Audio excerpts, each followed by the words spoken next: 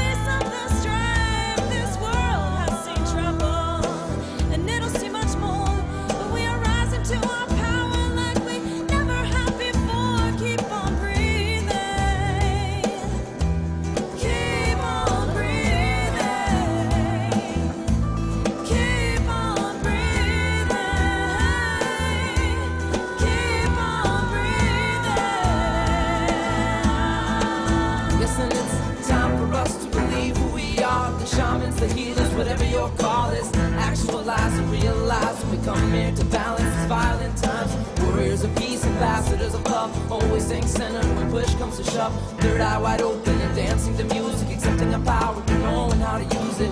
Coming together, we circle the globe, seeing the oneness, our chakras are glowing. Our vibrations where we want it to be, keep it high, you know how it feels to be free. All you gotta do to understand these ways is breathe real deep and enjoy each day. Work selflessly with others and we're lost a lot together. Tomorrow is now and there's beautiful weather, so breathe. Breathe in the air. Yeah, take a deep breath. It's everywhere. Heal my spirit. Heal my body, heal my soul. Oh, I know who I am, consciousness spinning through sacred air.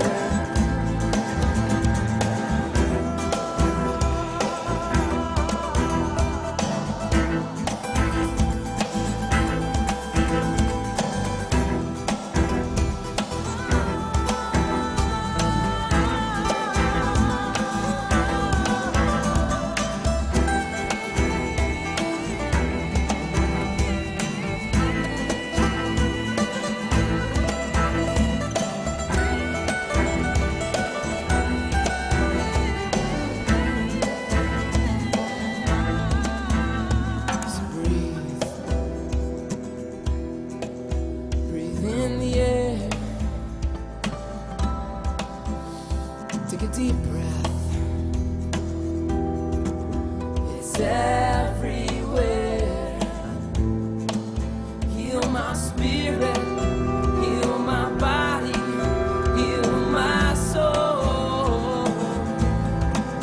I know who I am, consciousness spinning through sacred air.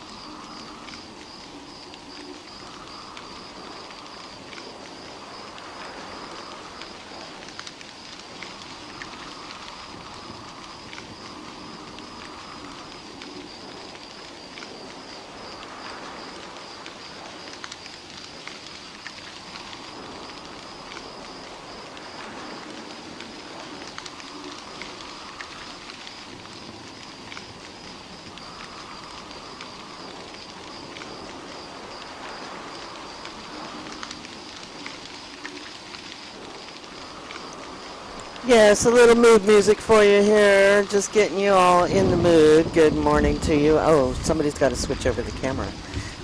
You want me to do that? Yes, because you're closer. Okay. Well. And welcome. You're on Lake County Magazine with Terri. And Pete, the tax guy. Good morning, folks. And we are listening to the sounds of Clan Dyken. And the song was called Heal These Global Wounds.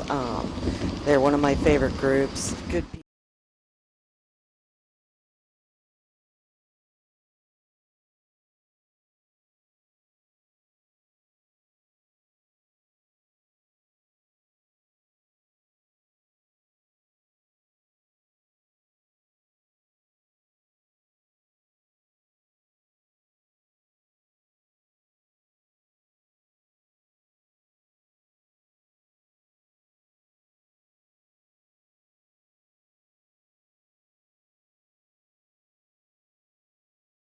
Thank you. I meant to hit the other one. Yeah, I know. Yeah, I guess. Sorry, folks. Only had one cup of coffee. And you can turn my volume down before I blast my ear out. It's not your volume. Volume looks good over there. Okay, then I'll just... It's just this headphone. There you go. That's better. Thank you. So I'll leave the crackling fire and the rain in the background. Yeah, it's kind of nice, actually. Yeah. Except it's a beautiful sunny day out there. It is a sunny day, so I'm but these guys live up in the Sierra Nevada. That's true. They're going to be coming in too, so we're just getting... No. I have a baseball game Sunday. You can't do that. Oh, okay. Well, I'll just tell the weather gods then. Absolutely. We got to win a game. You're so funny. Yes, you do got to win a game. I would definitely agree with that. Not bad, about 20-second buffering. Yeah, good. As I said, good morning, folks. It's Wednesday, April 20th. I hope everyone filed their tax return by Monday midnight. And if you didn't file, if you owed money, I hope you paid your taxes at that time. Paid your dues. It's amazing how many clients this year called me in the last day or two saying, how much money do I owe? Because I don't want to pay late payment fees and stuff. Usually they say, oh well. So it was nice to see taxpayers on top of things. Maybe they've realized through my lovely monthly newsletter that they actually had to do things like that. So anyway, do you think that's dark? Yeah, I do actually. Yeah. I can adjust that. Okay. But I can't do it right now. No, I understand that. So we're without a tech again today, unfortunately. It's really getting to be a problem for us at this point. As much as I love my techie people, they're letting us down on a regular basis. Oh, well, it's not good. That's life. So. You know me, I have to complain about things like that. We're really trying to bring you a good product, and it disappoints me when other people don't understand what that means. Even if they're volunteers or not, they have to. It shouldn't matter. That's what I'm saying. The point of being a volunteer is not that you can come and go as you please and nobody needs to have any scheduling or any kind of dependence on you. That's not what volunteers do. Volunteers are supposed to be there when they say they're going to be there. They know a schedule. You don't schedule appointments and things to happen on the time that you know you have to be there. Right. Is that line 1, 2, or 3? Actually, it looks like line 2. All right. All right, so we know what that we means. can turn that on. It's probably Cat Rescue. Hello, Terri? Yes. Yeah, this is Judy Haywood. Hi, Judy. We're on the air doing our show right now. We go off the air at noon. So I can give you a call back because I do need to talk to you about the situation over there. There's some things we need to fix. Okay, great. All right, thank you. Bye-bye. And folks, we use that. My cat people. Yeah, that line is used for our animal assist and rescue. Our new nonprofit that actually is now hopefully going to be partnering with SPCA, which I'm very excited about. They've been stepping up. We have a house up in Loch Lomond, a client that we're working with who has up to 60 cats, 50 to 60 cats with ferals and everything included. And she has been taking care of these animals since before the Valley Fire. So most of them, as far as we know, are not fire cats. But we need to find new homes for them, and a lot of them are sick. And one of the board members stepped up, and she's willing to pay what her vet charges to get these cats tested, because we found one that has feline leukemia, which means the other ones could have it too. So we need to do testing. We've got to fix her enclosures. It's a big job, and we're always looking for volunteers to help bang nails or help clean up. But we have a plan, and we're going through with it. And they were so happy with our plan that they discussed it, and I guess they are going to help us with this situation. So we're very grateful. We also had a donor who stepped up and gave us some cash so that we could buy the testing kits and so that we could pay for the testing that would cost more than what the SPCA is putting in. But now it looks like we'll be able to get the testing for their budget, so it's going to be a really amazing situation. Very, very happy and grateful to them for stepping up and being a part of our work and letting us be a part of their work, because we're going to obviously work together. So Good. So anyway, if during the show we may end up having some phone calls or non-radio talk show related. yes, that's true. So the phone could ring with a cat rescue situation. We have another that with that lady has a brother in Clear Lake, and that cat situation is really uncomfortable, and we are just really not happy with the situation. So we have to go and try to mitigate it at this point. But a lot of little kittens, and they're not well. So there's a lot of neglect that happens, and it's not intentional. It's really just because people don't know any better. But when you let your cat be an outdoor cat, let that cat be exposed to all kinds of communicable diseases, deadly diseases, and diseases that they can pass on to other animals in your household. It's just not a good idea. If you want to have a cat and you want it to be a pet cat, then you need to have it in your house so that that cat is not going to get sick, and you're not going to be 2 years from now crying because it's dying of feline leukemia or feline HIV. Luckily, HIV is a much more sustainable type of disease. We have a feline HIV cat at the house, and it's an autoimmune disease just like HIV is in human beings. And I think that has finally ended. Yep, that's gone. That was nice. Yeah, that was little birds chirping. And it's called the Global Heal These Global Wounds. Very healing.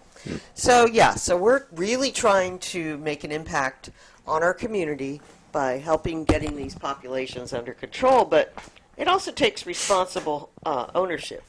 And I feel like that's part of the problem. That's probably the major problem. Stuck here. Really? Yeah. Okay. So. Anyway, we have good news and bad news today from my point of view.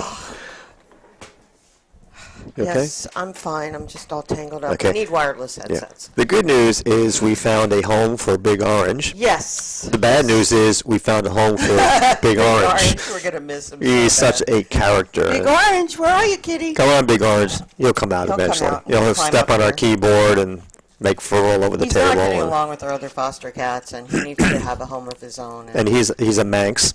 yes, Just gorgeous. And this family seems very suitable for him. Yes. They met yesterday. He loved them. They have little kids. He was loving on them. They were petting him very gently. And he needs to have a lot of attention. Yeah, he's a love hog. He's a love hog, and he needs a family that can really be that. And he would be the only cat. He would be an indoor cat. So they're pretty much, Yeah, but on the right track. I'm just going to miss him. He has I'm such gonna a miss him, too. little meow like our buddy at home. Okay, I think I do that quite well. Anyway, exactly. so I got to read a headline here. Yes, please do. We're going to be back and forth. We do have Phil Murphy at 10 o'clock, candidate for District 4 At 11 Supervisor. o'clock, we're going to have a focus on cannabis in California and on our 420. Excellent. And we'll have some 420 songs we'll play, too. Okay. So anyway, as most people probably know, that New York State had its primary last night, and everyone probably knows that Clinton won and that Mr. Trump won. But here's the headlines on Fox News. And there's this, I'm sure the pun wasn't on purpose. Trump, Clinton, cruise to New York wins. Cruz must rely on contested convention. Oh, that's funny. They did that intentionally. Come on, that wasn't an accident. I think that's kind of not cute. An accident. Okay, Right. even though it's a different spelling, I thought it was funny. No, they did it right. From That's Cruz. what they're supposed to do. I know. Oh, that's hilarious. I thought so. Anyway, so that's my headline for the day. That is a good one. Thank you. And for sharing that. the election results, unfortunately, were very one-sided, where I think Mr. Trump won over 60% of the votes, and Hillary, I think, had 54, I think it was, to Bernie's 46. I had to count it for a minute. So it looks like Hillary, unfortunately, is on her way, only because of she's winning the big states, where the political system is pretty much a fix is in, while Bernie is taking care of the smaller states where it's the normal people in charge and just normal hardworking individuals who appreciate Sanders. So Right. it looks like Hillary, against my wishes, looks like she's going to be the... She'll be the nominee, but does that mean that we can't have Bernie as a write-in candidate? No, well, as a write-in, yes, absolutely. Okay. But the question is, will he run as an independent? And I think he said no. But, yeah, we can do a write-in, but unfortunately he doesn't have a chance in hell to do that. But Exactly. it is. It is what it is. But then we're going to have potentially Hillary versus Donald. That's a hell of a... And Hillary attended Donald Trump's daughter's wedding with Bill. So, what is the relationship they're there really? friends. Come on. They're both in the same scammer group. No, I like the way you said that. Yeah. Not scanner, but scammer. Scammer. Yeah. Yeah. Yes, I agree with I'm that. sorry. I just don't trust her. Who can? What was the? Can't. Was it the? Wasn't the Colbert Report? What was it? Or was it? No, it was the Daily Show. Daily Show. Where, Trevor Noah. yeah, where they're making a joke about the political system. Yeah, I know, it's disgustingly filthy, dirty. My glasses. And someone came out and said, it was a comic or satire, folks, but said, Hillary will be turning over in her bed back and forth in jail. Yeah. You know, we know it's not Yeah, going to happen it's not because gonna she's so politically tied. It's not going to But happen. Nobody wants to put her in jail. Well, It's ridiculous. I think Bill might. No? I don't know. I don't know what the relationship is. It's, well, let's put it this way. Have you seen him very much on the campaign trail? No, he was in New York for a change. But for the rest of the states, he's here hit and miss, basically. Well, there's going to be a lot of stuff hitting the fan with the Panama Papers. Oh, I was going to, yes, absolutely. I guess Senators Warren and Brown demand Panama Papers investigation. So there's a petition going around to tell the Treasury Department that you want this investigated. So we'll see what happens. Yeah, if you folks are not aware of, excuse me, Panama is a tax haven, and that means that it has zero income tax for those who do not reside or are not citizens of Panama. So it appears that many of the top-level government officials in multiple countries have been stashing their money over there and not paying taxes on What it. a shock. And I can't believe this. I know. Not only is it She said tax, sarcastically. yeah, not only is it tax evasion, which is a crime in this country, big time in this country, it's also money laundering because they're using multiple banks in multiple countries. So they take it, for example, from London to Germany to Panama, and when you have 3 banks involved in trying to evade taxes, that's also money laundering. So it's kind of interesting what they've got themselves into. Yeah, it is. And obviously there's some politicians and businessmen in this country. Was it the Prime Minister of England got caught with his hands in the cookie jar? Yep, and the president of Iceland who had to resign. Right, and he was kind of popular too. So it's kind of interesting. I saw an article in one of my accounting newsletters that said tax havens are not illegal. There's many reasons for estate planning purposes and asset They're protection. not illegal, but the U.S. government wants you to think that Exactly. As long as and you're they use Gestapo tactics to for the people that they don't like. Right. Like, look at Wesley Snipes. Absolutely. Okay, but he was avoiding taxes. Well, but based on But- his legal advice. Yeah, it was, and they certainly didn't have to punish him so hard. I True. think that was very 2 excessive. years and so. Yeah. And but as long as you're reporting all your income that you're earning in like Panama, then you're not. It's not tax evasion. Right. You're just doing other reasons. But I guess a lot of these people were not. Oh hell yeah! That's what. Yeah. Yeah. So, and in Panama is not the only one. You got the Cayman Islands. You got Isle of Man. You got many countries, and I realized, I've always stated the United States is the only country in the world that taxes worldwide income for its citizens and residents. And That's ridiculous. And I was wrong. They though. shouldn't have the right. I was wrong. Australia? No. Who? There's a small country in Africa.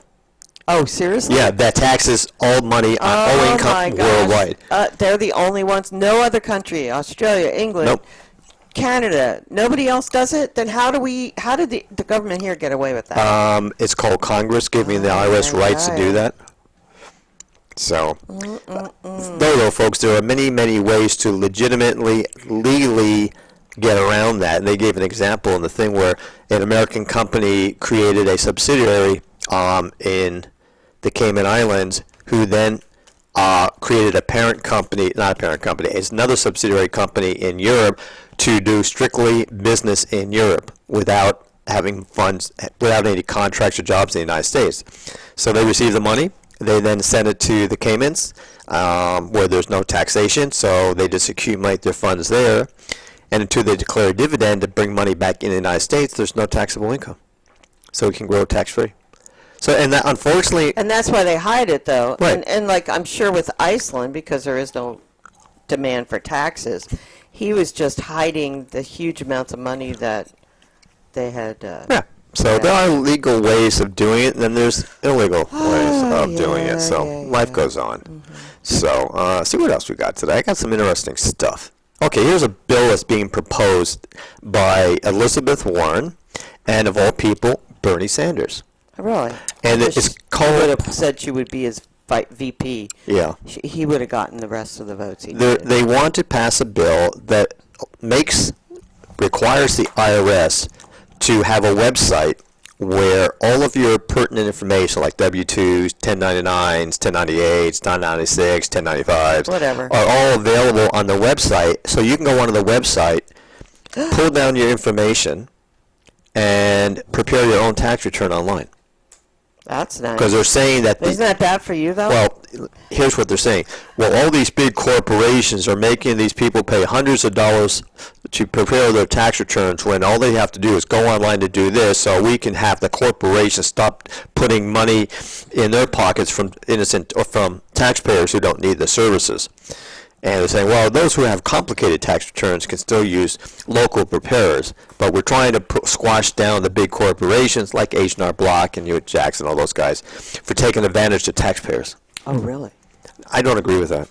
Because they say they're overcharging and stuff? Well, they just think that Americans should be able to file their own tax returns. The problem is, if they make a mistake on their tax returns, they're fully accountable. And the IRS can go directly to them to do auditing and stuff. Then they'd have to hire a tax attorney or a CPA or an enrolled agent to represent them, which is going to cost a lot more money than paying for a tax return. So it's kind of a weird situation, but in theory, I think it's a good idea. However, there's a lot of security risk involved. We already know that the IRS has been hacked 3 times in the last year. That confidential information has been released. So I'm not too sure if that's really a smart deal or not. But that's what Warren and Bernie want to do. And I think that's it in the ballpark there. So anyway, what did we do this week? I know what I did. You had tax season. One thing I'm very happy about is yesterday was the last day of tax season. Monday. Today's Wednesday. Oh, shoot. Monday. Well, go ahead and say your comments, and then I'm going to have a So rebuttal. our life turns into hell for that 1 month period before the deadline for taxes is in. My husband is a wonderful man, but when clients call him on a daily basis demanding things that are unrealistic and putting pressure on him, it not only makes him miserable, but then he makes me miserable. Because I don't like to be miserable. I don't like to see him miserable. I don't like to see you being pressured when there's unrealistic expectations. And I don't appreciate it, honestly. And I love your clients, every single one of them, but I feel they need to have more understanding and empathy for the situation that you're in which you are the only person doing this. Well, let's put the facts on the table. Number one, tax season is not over. Only the filing or the payment deadline is passed, and if you have an extension, then you don't have to file now until Well, October 15th. I understand that, Okay. but that does not make it okay for you to be miserable and for your clients to do the things that they do. Somebody look what said the your cat sound dragged in. distorted. Anyway, the other point here, folks, is that for whatever reason, I don't mean to sound egotistical, but this is my third year in practice, my second full year in practice up here in beautiful Lake County, and all of a sudden I'm just swamped. Last year, it didn't matter if people waited till the last second because, I was busy, but not that busy. This year, I'm very busy and have lots of work on my desk, which one day I'll actually get to if I'm not doing radio shows or doing filming or going down to Right. San Francisco to listen to concerts. And Speaking of filming, we're going to be doing a live broadcast down at Calpine on Thursday night. yes, you will be. For the Chamber of Commerce Candidate Forum. So those of you who live in District 1, we're actually going to be broadcasting all the candidate forums in the 3 districts that are running for supervisor seats. Does that this include election. District 4? Yes. Okay. Yes, we're going to be there. The Chamber actually asked us if we would do Well, it. that's only because of our... That has nothing to do with Okay, anything. never mind. I just All want right. to say thank you very much for the opportunity, and we hope we can do a good job. Yes. Breaking news. Yes. The first criminal charges were filed in the Flint water crisis. 3 officials are accused of Right. covering up the evidence. They need to also charge the governor for neglect. Well, let's see who it is. You talk and I'll read. Yeah. Well, I did want to let people know that this Saturday, April 23rd, the Forever Green store, which is located in Middletown, they're at, let me see if I can find their actual address here. I like when people do event things, but if they don't have the information of the address, it doesn't help. They're at 21137 Calistoga Road in Middletown, and they are open from 11 a.m. to 5:30 p.m. They're a green household goods store. So I think they have furniture, building supplies, possibly all kinds of different things. I haven't been down there yet, but it's being run by my friend Shanti, and she has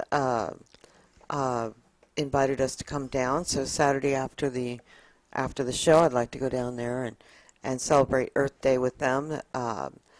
Positive energy coming out of a small business in Lake County needs to be supported. So if you're not doing anything Saturday, please go on down there. It starts at 1 o'clock, so it should be fun. I think that it would be really a great thing to do, and I'll be curious to see how what kind of products they're carrying and that type of thing. I think it's going to be really cool. Okay. Let me go back to this story. Okay. You ready? I need to do something about your sound. I'm getting complaints that you sound distorted. That's it's tax season, folks. Of course, I'm distorted. No, you don't sound distorted. You are distorted. Okay, on this story from Flint, Michigan, and this is interesting. The Attorney General of the state has charged a district engineer and a district supervisor. What's interesting is that he has not charged the governor, who the buck stops here, and he was extremely aware of it and covered it up himself. Wasn't the mayor involved as well in the cover-up? So here's These people all a need to attorney come general who works with the governor very closely, I assume, not charging the governor. I think there's a little bit of a conflict there, so maybe the feds need to come in and do their thing and find out what's right and what's wrong. So Interesting. yeah, we'll do a follow-up next week on this Well, you story, know 'cause they're going to it's- have fall guys. I Of mean, they're not course. going to take the blame themselves. They're going to say, oh, it was that guy that did it, and I didn't realize what he was saying and what the ramifications were going to whatever. be, and blah, blah, blah. Yeah. Right. So Yes. Let's see. So what do you? What So do we got a little audio thing we're trying to fix with Peter, so bear with us. Then I can guys. just not talk. Oh, that would be nice. Okay. No, I'm just kidding. Poor baby. Your show. You can talk. That poor baby. Yeah. Anyways, I had opening game of our baseball season on Sunday. Yes, not a This is- good ending on This that is story. the first game in our quote the Legends division, which i.e. 65 and over, which really upsets me that I'm playing in a 65 and over division. And we played a team that has won 3 games in the last 2 years, and we lost, which is absolutely horrifying and disgusting. We lost 4-2. All 4 runs we gave up were unearned due to like 5 errors in the field. And we had 0 offense. We left, I think we counted like 18 runners on base without getting a hit, which is kind of bad because we could have won the game 10-2, 14-4, whatever the case may be, and we didn't. So that's our first loss of the season. Nothing unusual, unfortunately. This week we played the team called the Jazz. They have a gentleman by the name of Bill Spaceman Lee, former Red Sox and Montreal Expo pitcher, on their team, but I don't think he's going to show up this week because he lives in Vermont. Lowered my volume. Okay. Any better? I told you you're having audio problems. I got to work on that. Just keep talking. Keep talking? Ignore me. Okay. I'll ignore my wife. 20 years, I should. So anyway, we're playing. They beat a brand new team in our division who's called the Vets. They came out of the Tri-County? Yeah, Tri-County League. And last week they got beat by the Jazz by a score of 26-4. So I told my co-manager either the Jazz are really, really, really good or this new team is really, really, really, really bad, which I think is more accurate. So it'll be interesting to play them this week because I've never lost to them as a pitcher. I have never lost to the Jazz. So, and we have actually 2 of their players this year on our team. Oh, that's weird. Yes, Yeah. Joe Well, and hopefully John. they'll do good. They're good ball players. Yeah. You know, they're not That's what you guys superstars, need. but they're good ball players, and they put a lot of strength in our bench. So it'd And be I'm interesting. sure this is TMI for most people, dear. I'm sorry. You wanted me to talk, so I'm talking. I could harass Phil, but because he's here early, but but I won't. I'll wait for him to come on the air. Spare him. We can always give him a little bit extra Well, I was going to time. ask him to stick around for our 420 segment anyway. That's if he has time. Yeah. So our second hour is a focus on 420. So. Okay. And I never thought in my had life people that say they want to tune in, wanting to know how to get a hold of us. So. for animal rescue Phil. for Phil. Well, Phil is kind of somewhat controversial. He is somewhat controversial. Yeah. Do you agree with that? I mean, he is in the sense that he speaks up and he speaks his mind, and he's most of the time unfiltered. And when you unfiltered. Yeah, mean when he's you- not censored. well, he doesn't censor himself, and he's not that worried about political correctness as much as he is the truth, and that's the thing I like about Phil, because we always know when he says something, he's done his research, it's most likely going to be accurate, and that you can depend on the statements that he makes. That's just my take on Phil, which is good to me. That's fine. Yeah. Besides being just a nice guy. Well, yeah, of course he's a nice guy. Sometimes. He could also be a little crotchety sometimes. It's okay. Oh, not Phil. Come on. Just like you. I'm never cranky. I didn't say cranky, crotchety. Oh, what's the That difference? goes with old age. I'm not old. I refuse to acknowledge that. And I am just joking, guys. About both of them. I don't know. We'll have to ask Cheryl. Never mind. That's So, what else is in the news? what else is in the news? A lot of weird stuff is in the news. It's like, I guess the sunspots are causing Right. some issues. There's the full moon this Thursday is going to be pink. Really? Yes. Oh, our daughter would love that. Yes, I'm sure she will. Due to the arrival of some wildflowers in the spring. It's called the pink moon. So you're telling me the wildflowers reflect back to the moon in the moonlight? No, I think they just call it that because Yeah, of the season. whatever. Because there's so many. Well, and of course in Lake County, it's absolutely stunning out there. Well, you sure it's not Pink Floyd. Yeah, doing that's their- the dark side of You're the moon, right, not exactly. the pink side. Well, of the you know, moon. they could be changing the lyrics. Oh, it's a full moon in Scorpio. Oh, and boy. My moon is in Scorpio. Oh boy, that's And dangerous. it's between Mars retrograde and the full moon. And what does that mean? It says it may feel as though you're being pulled in all different directions. Unresolved issues from the past are becoming ever present in the present, and worries of the future may cause you to feel like you're carrying the weight of the world on your shoulders. Sound What else familiar? is? What else is new? While it may seem like everything is falling apart, in reality, things are falling together, and whatever is breaking down right now is creating room for more expansive experience. That is kind of true for That's us right now. exactly what's happening to us right now. That is incredible. Yeah.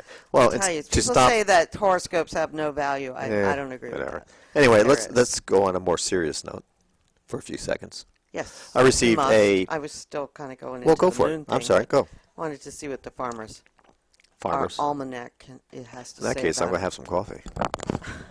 And then you can do what you want to do. Thank you. But there's going to be a Pink Moon show on the Old Farmer's Almanac channel, a live broadcast, a free 45-minute show devoted to the moon and created for you.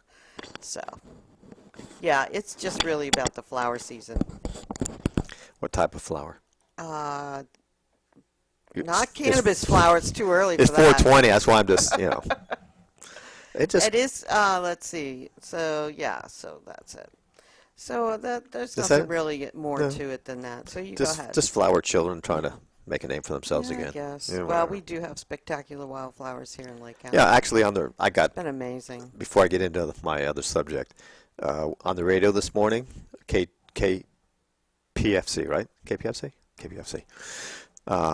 They're doing a fundraiser as usual, and but someone was saying, well, the wildflowers in the fire zones are absolutely gorgeous. So the fires were good because they cleaned the trees out, so we could look at these beautiful wildflowers. Really? It's bringing it back to life. But The flower season was created. okay, that's so- not my point. Okay. The point is all these houses, all these misplaced people, all of the damage that occurred, and they're saying that's kind of cool because now we have beautiful wildflowers. Oh, it's true. It is kind of ironic. I mean, come on, guys, give me a break, will you? Really? Would you trade your house for wildflowers? Well, that's what they were Come saying on. in essence. Maybe they didn't say it the right way. No, they they didn't definitely mean did that, not but say it the right way. it's kind of weird. So, Yeah, no, welcome to our free programmers over there. They're allowed to say what they want, and their opinions are theirs and not part of the radio station, right? Is that the disclaimer? Yeah. Well, our opinions here are our opinions. We don't really give a damn what anyone else thinks, right? Right. Okay. Right. Anyway, I got a Facebook private message this morning, and I'm not going to say who, why, or where, or what, but there seems to be some controversy going on in the City Council of Clear Lake. What a sorry, what a shock! Yeah. And I'm not going to go into details. I don't 'cause- know much about it, so no, let's hear I'm not what going to you go have into say. details because I promised I wouldn't. But just to say there's something going on in their waste removal. Garbage pickup. Refuge. And I guess there's a contract being put together where it's allegedly going to be a good thing for the city, but based on the information provided, what it's going to do is create a lot more bad debt or assume a lot of bad debt, and they're not going to get the revenues that they anticipated from this contract. And as information is released, I'll bring that to you guys because it's one of those things where the two individuals on the council voted no initially, and then they were convinced that, okay, it really is going to help the city, so it was a 5-0 vote. Well, now they've seen some information, and they're regretting their decision. So they're going to try to do something about it. But Why is it garbage always seems to bring out the worst in people? The mafia ran it for how long? And oh, God. Can I tell my story about Kennedy Airport? Sure. Okay. I was based in Kennedy Airport when I worked for a subsidiary of American Airlines, and my office was underneath a runway, literally. So every time one of the 747s or whatever came rolling down to get onto the runway for takeoff, I'd hear the engines and the roof rumbling from the weight and the exhaust power from that. So anyway, one of my first months on the job, I was sitting in my office. and one of my vice presidents walked in and said, "Hi, I have so-and-so here to pick up his check." I'm like, okay, I'm not used to that. Usually all checks are issued from Dallas, where the corporate headquarters is. No, we do things a little bit differently here in New York. I said, what do you mean? He said, well, this gentleman comes in once a month to pick up his check. And I looked up, and here's a very large Italian gentleman. And he had a little bulge in his side coat pocket. And he said, your check is here. I took care of it, but you're new here, so this is in your top right-hand drawer. If you could just please give this gentleman a check. And I said, all right, you're the boss. Here's the check. He said, yes, this gentleman picks up the check for our monthly waste removal. And I looked at this. He comes and physically picks yes, it up. He does. I'm like, Okay. okay. And as he went to pick up the check, his coat kind of opened up a bit. And I'm like, okay, you may have anything you want, sir. Just come on down. Just bring me a cup of coffee you want to, and that's it. Kennedy Airport, folks, is literally divided in two. So one family has control of the waste. The other family has control on the waste. And the airport's literally divided in half. Oh, okay. Literally. Okay. And they'll completely deny anymore that it's really still happening. But I have to make the assumption it probably is. So. Wow. Yeah, it was. Well, they're not going to let go of that. That's No, there's too much money garbage. involved. See, they were really smart going in the garbage business because everybody makes garbage. And everybody needs it taken away. And in recycling, you actually clean the garbage. And then you make money off it. Well, no, I was being. By selling it. I was like a little pun. Okay. Taking dirty money and making it clean money. You are sick. You got to pay more closely to my little comments. There's always something in it. Yeah, that's why most of the time I tune it out. Because there's always something and it gets tiring trying to figure it out. That was new. Yes, it was. So, I said I get tired trying to figure it out. Give me a break, will you? Oh, titapoo. Oh, will you stop? I'm sorry. They're not even cats. So many no, but I had one of these. I raised No one. comment. I raised a possum from I'm not a going baby to go there. to an adult for Right. 2 years. Beautiful, beautiful animals. Right. So we also haven't talked about what we did. What else is new? Did we talk about? I can't remember when we went down to Frisco. We talk about that? Bunny. When we went down for The concert. Bunny Whaler. Yes. Yeah. Did we talk about We that? ran didn't we do I did the audio interview on my On your show. show last week. Right. Yes, we got to meet and talk with Bunny Whaler. Very grateful. The audio came out really kind of, I got to do some, some work on let's it. explain why. Is that the interview done was one of the little artist rooms and very tiny. Oh, yeah, the green room was the size of a closet. And you had people climbing, all the groupies outside the door Literally trying to climbing in. And making huge noise outside the door. And I didn't use my head. I brought the right microphones, and I didn't use the right microphones. Well, what kind of amazes me that, this gentleman has been around for years. He's very famous. Well, he is the last surviving member of Bob Marley and the Right. Wailers. But Bunny Whaler is the last person. Peter Tosh died in the 80s, and of course Bob in the 90s, and Bob died in the 80s. So, But my point here is, yes, he's famous within the reggae industry, obviously. I'm not sure how many people recognize him who are not reggae fans. most people should. Okay, but here's all these. He's won a Grammy 3 times. Yeah, all these allegedly adults. You just lost me there. No, I'm just playing. All right. around. Are outside the room just gawking and trying to get It his was very, attention. very I'm like, sad. really, guys? Mhm. You're all in your 50s or 60s. You really got to act like a groupie? And they were not polite. They were actually pushing. They were each not other. nice No, at they all. weren't. And people like Carmelita, who I expect to know better, Well, even some of was making the most noise.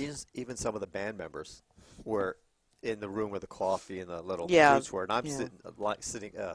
standing back there because I don't want to get interfere with anybody.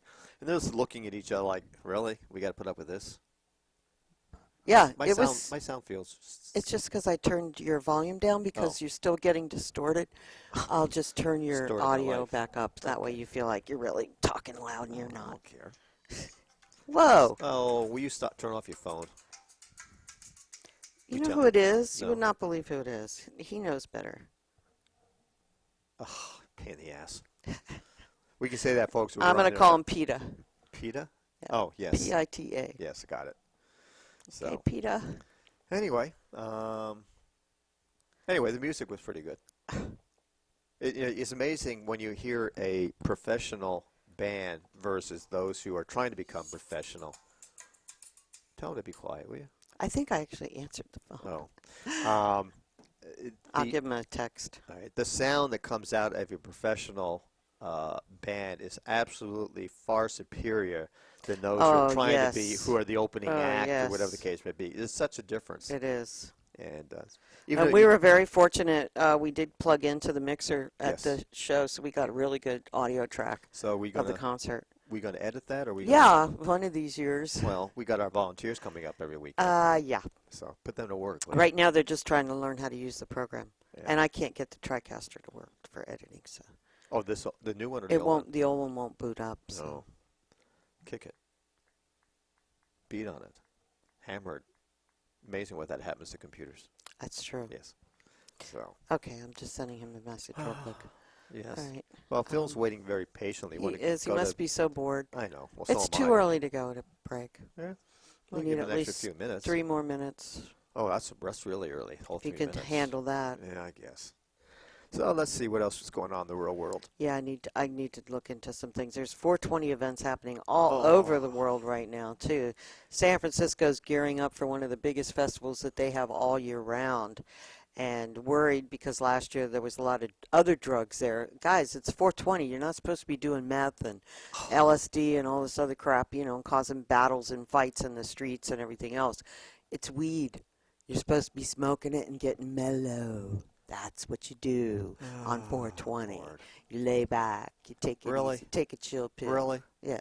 You're advocating the use of marijuana on our show. It's 420. I use marijuana on a daily basis. Thank you very much. And I have medical purposes for it, but I also like to use it recreationally when when it's I thought that the was proper against the law. timing. It is for now, but it won't be next year. If you say so. Okay. So, since you're just rambling. I'm not just, I told you I'd had to send him a text and let him know we're on the air, which I just did. On another tax note, Yes. since I'm on a roll here. Oh, that's right. Taxes. Taxes. The IRS actually has done something good for a change. Normally, if you have an IRA or other form of retirement program, every time you took money out of it, it became taxable income, and potentially a penalty of 10% if you're under 59.5. They've just now allowed that if you have an IRA, that you can donate to nonprofit organizations, i.e. 501c3s, and you can take the money out of your IRA and distribute it directly to the charity, and there'll be no taxable event. Oh, that's In nice. the old days, you'd have to take distributions from your IRA, have it taxed, that's really and then nice. I like that. Now, a lot of people say, well, it's only good for the rich people. Well, no, it's not. No, it's Even good the for average anybody making person- a $20 donation, even if they Well, took it out of their IRA. What it does, it takes money off the top of your tax return, page 1, and not as a deduction. Not so as even if you income don't, to you either. I'm sorry? It's not considered income. After Right. it comes out of your IRA, it's not But- considered income. But no, most charitable deductions are on your itemized Schedule A. So these people who don't even itemize, like we don't itemize anymore, we can do a charitable contribution, allegedly from an IRA, which we don't have, and get a... Well, self-directed IRAs is really the way to go, isn't it? it depends upon. Like when I worked for American Airlines, I had a 401k because American Airlines did a large contribution, the maximum allowed under law, to my account. And then I had a small contribution also. So if you're an employee and your company offers a 401k, you're kind of stupid not to take advantage of it. Yeah, I agree. And then if you're... I was never fortunate enough to work for a company long enough to get a 401k. Right. Well, on the other half, though, I'm folks, not a corporate person. I worked for American Airlines for 10 years. And I finally said, yeah, I'm kind of getting old. I need to contact them to find out what my pension's going to be. Well, before I could do that, I received a letter in the mail saying, oh, by the way, you're getting near retirement age, and you need to contact us to make sure we have the correct address, yada, yada, yada. So I sent them all the information back, and because I was a subsidiary of American Airlines, it was a little bit different pension plan, but still part of American Airlines, or AMR, which was their corporate parent company. And I got this letter back saying, hey, thank you for contacting us. We appreciate having an updated information on you. And when you start hitting 65, here's how much you're going to start getting every month. I expected $5,000-$6,000. $79. Oh, no. $79 a month after 10 years of service and working my you-know-what off. $79. Well, 79 plus Social Security, plus when you get eligible for Social Security. You're 2 years behind me. We'll get about. You know, we'll be able to pay our bills. Well, basically. we'll have about $2,500 coming in, which these days pays our bills. We don't have an office and internet and this. Anyway. No overhead. Right. That helps. Speaking of which, Yes. you Talk thought about- you thought we were going to eliminate overhead when we do what we think we're doing? Well, I'm going to save a whole $100 a month. that's good. You're saving $100 a month, and you're putting money back into your own pocket, dude. Well, That's the to- difference. to a When you certain own extent. a property, it's a lot different Really? than paying rent. I would have never known that. Yeah, Yeah. Mr. Accountant.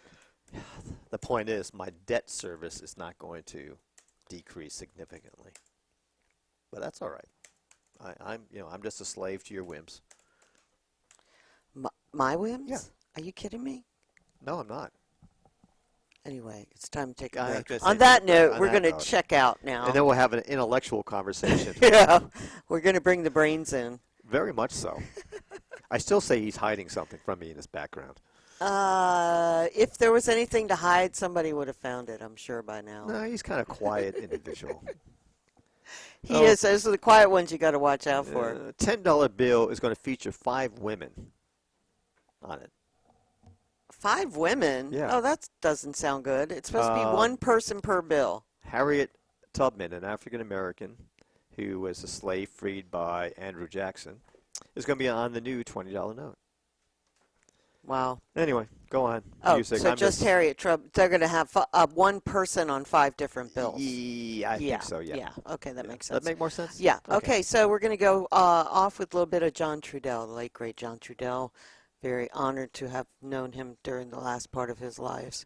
And we'll be back. You're on Lake County Magazine with Terry. And my turn? Be the tax guy. Well, he gets mad when I say it for him, and then he gets mad when I don't. All right, I'm we'll not be mad. back.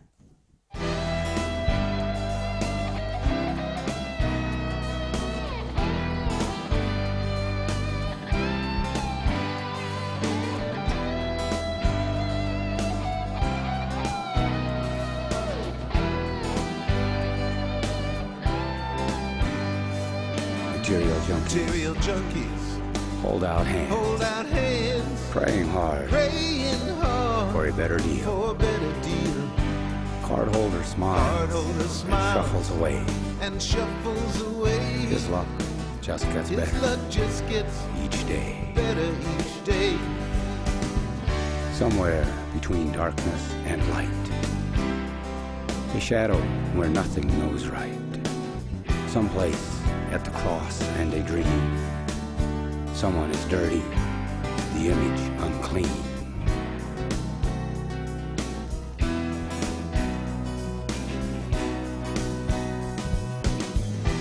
In the act of one way or another, junkie needle ravages the mother. Rationalized minds craving the high. Progressive race is choking the sky. Crooked eyes, seeing only crooked fears. Water's song plays to deaf ears. Yesterday's child betrays tomorrow's child, chasing a fix that only lasts for a while.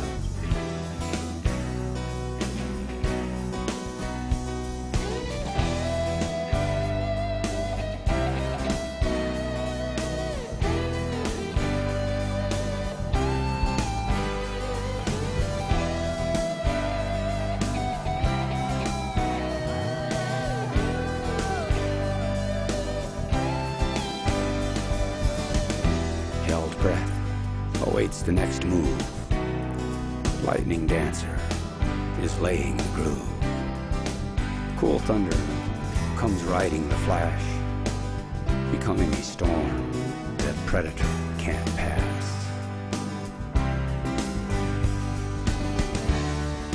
In the grasp of the fiery feather, there is a thread that pulls it together. In the chasm between motive and intent, there is a thread that pulls it together.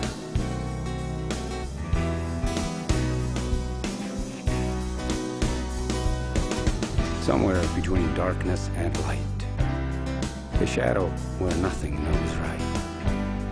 Someplace at the cross and a dream, someone is dirty, the image unclean.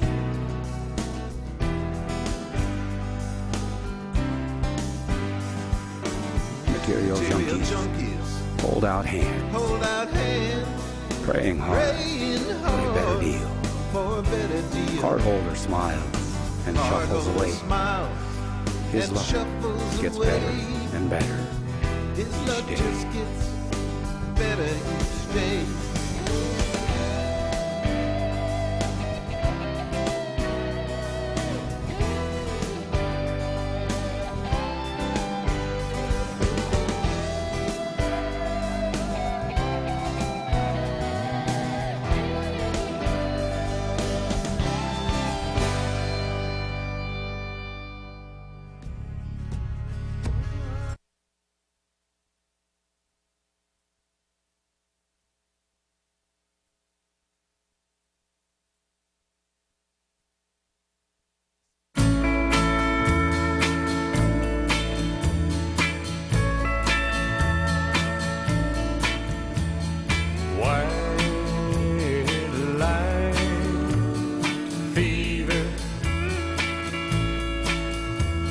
Sickness born down deep within my soul.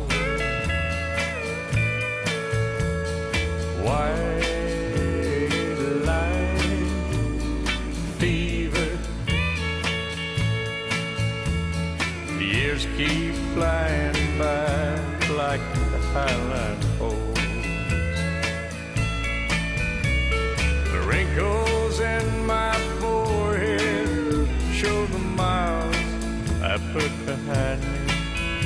They continue to remind me how fast I'm growing old. Yes, I'll die with this fever in my soul. I wonder just what makes a man keep pushing on. What makes me keep on humming this old highway song? I've been from coast to coast 100 times or more. I ain't found one single place I ain't been before. Why?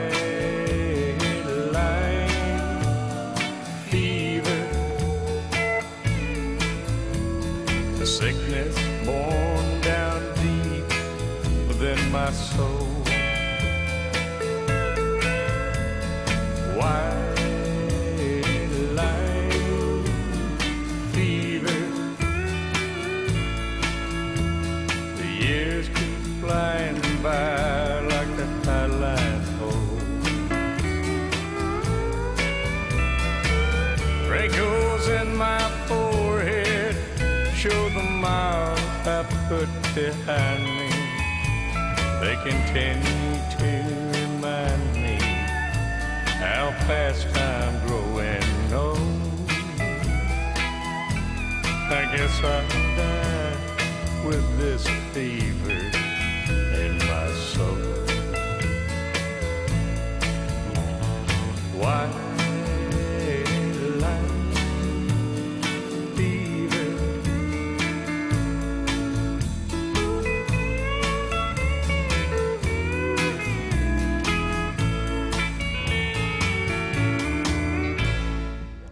Yeah, white line fever. You know, you gotta like get out there and do your trucking. That's by Dale Watson. I don't know. I was just in a mood for a little country. What can I say? And then, of course, from John Trudell, we heard from the Madness and More Me's album, Material Junkies. They're out there. You said white line fever? Yeah. Oh, not the Like a one- white line on the road, you know, when you're driving your semi and you're going down to one, and the white line's just going whoop, whoop, whoop, So it's not the black whatever. not doing white lines of cocaine or anything. I hope not. What was the other song that's rock and roll? Black. Never mind. I don't know. Your short-term memory loss needs to get caught up to reality, I guess. I guess. Anyway, folks, Sorry, I promised folks. you a more intellectual conversation on the 10 o'clock hour. That's going to be provided by Mr. Phil Murphy, who is running for County Supervisor in District 4. Correct. Got it right this time. Right? Jeez. So, Phil, in my opinion, I've known the gentleman now for 4 years. Have I been up here that long now? Yep. And met him in person for the first time at Bob Blackmore's little get-together at his house. Oh, You remember really? that? Barbara Marcy. No, I I don't. mean, I was just new up here, and we were having some conversation. That's right. And I That's can't the last time we were invited over there, too. Yeah, well, that's what you get for being out of hand there. Yeah, because I realized that you're actually like me, very much of a wallflower, not really into the scene. Someone has to approach you. to He's a have quiet guy Yeah, unless you tick him off. right, just like me. He's growling. He's growling over there. I Yeah, don't so know if he agrees Anyway, with that. it was nice to be able to talk to a individual with some intelligence Oh, and having I got to his- switch the camera. Yeah, that would be helped. Well, maybe they'd appreciate the. God. Anyway, it was nice that when I first met you because I knew the voice, but I didn't know the face. So. Seems like a million years ago. Yeah, actually it does. It does. But I realized that you had some very strong points politically, and that you actually not had strong points, but you actually had, I won't say statistical information because I can't remember what we talked about, but you knew the background. You had some facts behind your comments, while some people just ramble on like me without any facts. So I found it interesting. We've got to know each other a little bit more over the last year or so, and it was nice from my point of view to have you announce that you're actually running for a supervisor, because I've joked with you several times about you just need to run. We just need someone with some common sense, some intelligence, with no agenda per se on the supervisor level. So when you made your announcement, I thought it was kind of cool. Well, yeah, it was kind of a surprise for me, actually, because I didn't want to run. In fact, Tony Farrington asked me last year if I knew anyone that, was qualified and could possibly run, and I told him I didn't. And I was really hoping that someone would step up. Right. And I was a little surprised that Tony didn't, have a change of heart and keep going. But I guess he's got tired of the board and wants to move on to other things. And I guess his law firm's doing pretty good. Oh, that's good. great. I'm glad to hear that. That's great. Figures he can make a living doing that. And I hear he's buying a winery too. So He's what? yeah, his wife works, I believe, for Gwinnett. Oh, are Yeah, they still together? I heard they were split up. I don't know. I mean, I've heard that too, and I don't know. It's not I our don't- business. That's a private I don't thing. I'm follow just that talking stuff. rumors. Yeah. So, I'm okay. not on Facebook much. Right. Well, it's not on Facebook. It was No. So, just general info. it's Okay. I had very mixed feelings on Anthony, but as we've gotten to know him and meet him socially, he's a really nice gentleman. Well, yeah, I'm constantly going up and down with Tony. Yeah. You I know, just don't. because I got quoted in that latest Record B story about, how I thought his biggest failure was not getting the South Main Street improvements done. I mean, you got 16 years. Yeah. for Isn't that what project. kind of broke him up between the city and the Well, relationship? yeah, it was a bad feelings on both sides, and I think Tony made the situation worse. But I also, in the same article, I pointed out, hey, I voted for the guy 4 times. Right. So, and and he got a little bent out of shape about that, and we had a little email exchange. But we're on more or less Well, I decent remember terms. the, I mean, he's still speaking to me, so. Well, that's good. I remember him when we attended one of the Lake County Council meetings. It was over the cost of water. They're renewing the contract, and the water company came and said that, well, here are all our projections, yada, yada, trying to blow smoke up everyone's butt because no one can understand finances. And Anthony came in and said, you guys are nuts. So that's part of the controversy I think he had with the council, where he wouldn't buy off on their policies or their recommendations. So anyway, that was my notice, that there was a little bit of a Well, yeah, going on. the kind of disconnect I think Tony had was, when we he was getting back to me on the emails about, that story that had come out, and he's saying, well, I wasn't going to let the county take a $600,000 a year hit on the sales tax revenue and everything else, and that's why I pulled the plug on the negotiations, basically, and I think he completely missed my point about, Tony, if what you have tried doesn't work, then it's on you to try another approach. And if that doesn't work, you try another. But the point is, you don't give up. Right. I mean, you just keep trying different things. Right. And You can't give up. Well, yeah. And I mean, you can't just say, well, they're being unreasonable, and they won't work with us on this thing. Well, just keep trying different stuff. Yeah. Come on. And if you have to, if you try the thing in the court of public opinion, say, well, here's our position, there's their position. People have to decide who's got a better viewpoint, really. And the thing that's really aggravating about that is that there's so much potential to develop the economic base, down there, and the money has already been allocated for everything except the water system. All the road money, it's sitting there. It's been sitting there for years. All the money to underground And they get all that utilities, interest, yeah. it's sitting there for years. All the money to do the bike lanes, all that stuff, it's been sitting there for years. And there's just, it's the status quo is not acceptable. You got to figure out something. Well, let me ask you this question. Everyone, folks, it's kind of hard for me to ask these questions because I think I have a friendship with Phil here, and I want to make sure he looks good, but I got to ask some questions anyway. Do you think that if these improvements were made with the monies that are available, do you think that some of the storefronts be occupied? Because right now I go up down Main Street and I'm like, this is a ghost city. Well, yeah, this only applies to the stuff basically south of Kmart. Oh, okay.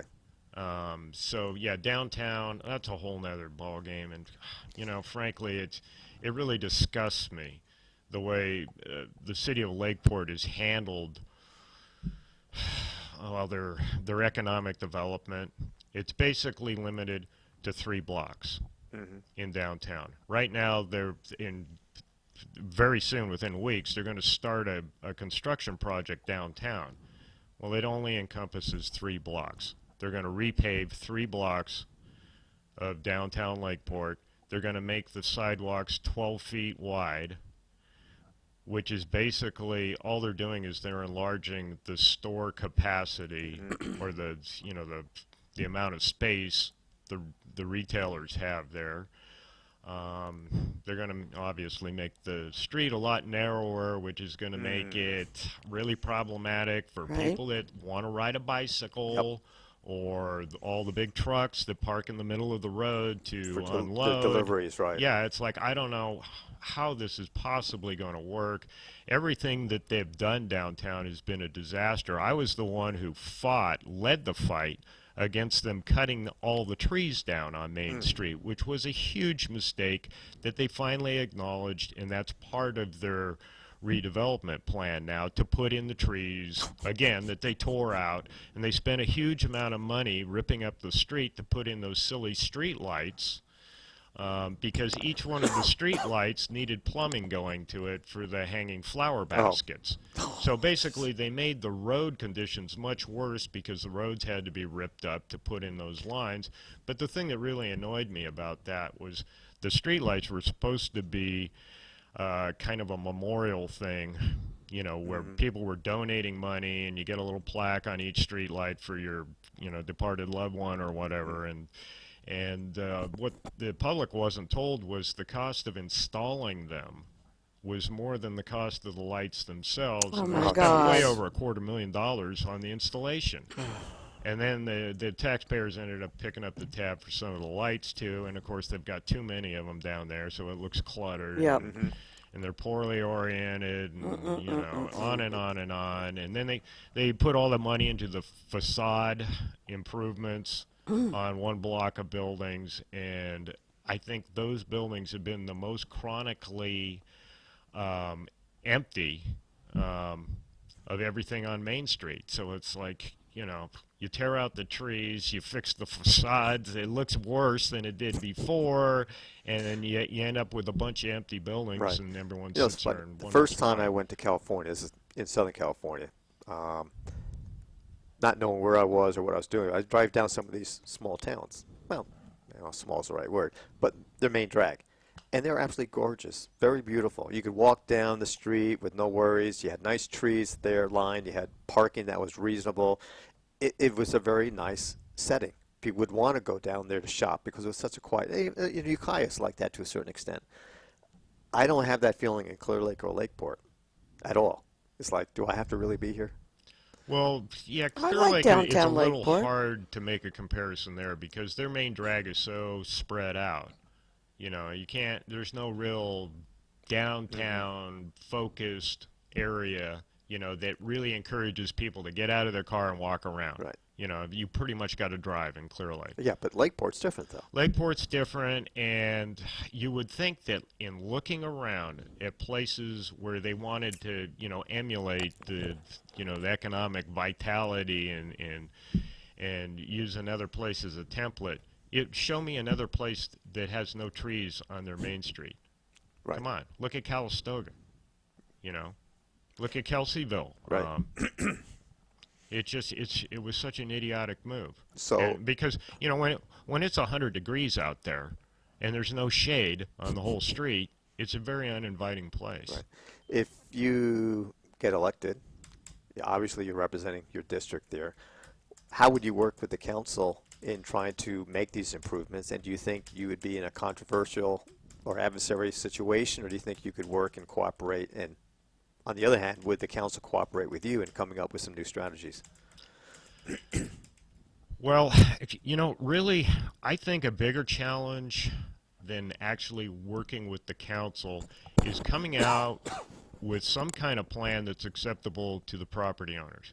Because that's kind of the big stumbling block here in my mind, is that you see, the majority of the people that live on South Main, or actually they don't live, but they operate businesses because it's not much of a residential area. These people have a big concern that if they get annexed by the county, I mean by the city, then they're going to be subject to the regulations that say if you go over $25,000 worth of improvements, then you're on the hook for the street lights, curb, gutter, sidewalk, you know, everything else. Well, that'd be a nice little Well, yeah, unless you're reason not to wanna- someone like Kathy Fowler, who they pay for all those things themselves, the city did themselves, and you know, Yeah. and then gave her a break on all the sales tax revenue for the next 10 years too. What? Yeah, they did that. to keep her here and not Yeah, moving out. because they actually believed her threat that she would move to Clear Lake. Yeah, I believe that one. Yeah. Was she going to take over the old airport? I don't know what the plan was there, but That's- I never bought that one. But anyway, but my point is that these people have a legitimate concern because basically it makes it very expensive proposition to upgrade their property, and it also reduces, at least in theory, the value of the property if they decide to resell it. Because anyone coming in and wanted to make some changes, they're going to be faced with that big cost of putting in all those those upgrades themselves. So, they got really legitimate concerns, and those got to be addressed. And I'm thinking that there's a way you could work out to grandfather these people in so that they would be exempt from those for a period of time, or until the property changes hands, or they'd be responsible only up to a certain threshold. I mean, I can envision a lot of different ways you could structure an agreement that would be really fair to them, and would get them on board. But you need to have those people supporting you, Right. because you can't just, roll in there and say, Right. well, it's going to be our way, and you Well, got to like it. And again, you're a hell of a lot more familiar than I am with that situation, but in my views, or what I see going down into Lakeport, is that most of the space is really retail or professional based. There's not a lot of warehousing or industrial areas that are out there for lease. Is that correct, or am I wrong? Yeah, I think you're right on that. Okay, so Yeah. if I'm a business going in to expand or to move into Lakeport, but I do not own the building, do you think there's some incentives that the city could do to make sure that I can afford to stay there, or at least help me with some of the improvements I need to do internally, or maybe, as like other people, waive sales tax at the city level for a year or two to get them reestablished? Well, if there's not much, you can do on the Board of Supervisors inside the city limits. Right. And that's something But that, what are you going to do to improve the relation between the city and the county? Because it's been split and everybody's kind of at odds with each other. What can you do to bring them together? well, I'll tell you something that people, I think there's a misperception about me, because a lot of times people's exposure to me is either in the print media, or they see me down at the Board of Supervisors and they see me ragging on people. Crotchety. Yeah, pretty hard, playing hardball with these guys. No, but that's what we love about you. But here's the thing: if you hire me to do a job, I have one focus, and that is to achieve positive results. Okay, and anything that gets in the way of that, personalities, egos, whatever, it's not acceptable. It has to be taken out of the equation. So when I have worked with people in a government setting, whether it was being a commissioner when they did the last general plan update for the county, I think a lot of people that I worked with there who hadn't worked with me personally before, they were kind of surprised to see that I didn't, even though we had some very divergent views on certain issues, I would be very willing to listen to their viewpoints and, negotiate and compromise and really stay focused on getting the work done, coming up with the best possible solution. And I think that honestly surprised some people. So I think that's the point I would like to kind of drive home, is that, you pay me to do a job, and you're going to see a different Phil Murphy than you've seen there at the Board of Supervisors, or even heard on my radio show, or see me in print. Right. Because to me, in my mind anyway, it's a totally different perspective you have as, being the village critic or, town complainer, whatever you want to call me, and then being in that position where you're actually representing the community officially, and you're getting paid to get a job done. That's two different worlds in my mind. You've been, I'll use my term, somewhat critical at times of specific supervisors or their apologies or their agenda that may have. I don't sugarcoat it, Pete. I've been extremely critical. Okay, I'm trying to be nice. I have been the most active critic You have, yes. of local government, Okay. period. So in that context, then, if you become a supervisor, number one, as you kind of said, you can put your personal stuff to the side. Will you be able to work with the current board, even though there's other people up for election? And number Sure. two, what would be your priority or priorities in trying to improve not just your area, district area, but the whole county? Well, okay, to address the first Right. one, I'll give you a perfect example. I've had kind of a contentious history with Rob Brown in Yes. particular. Yes. Yeah. But on many occasions, I have told people, like in particular on my radio program, that I see Rob as being oftentimes the best and most effective supervisor when it comes to analyzing and overseeing basic functions of government.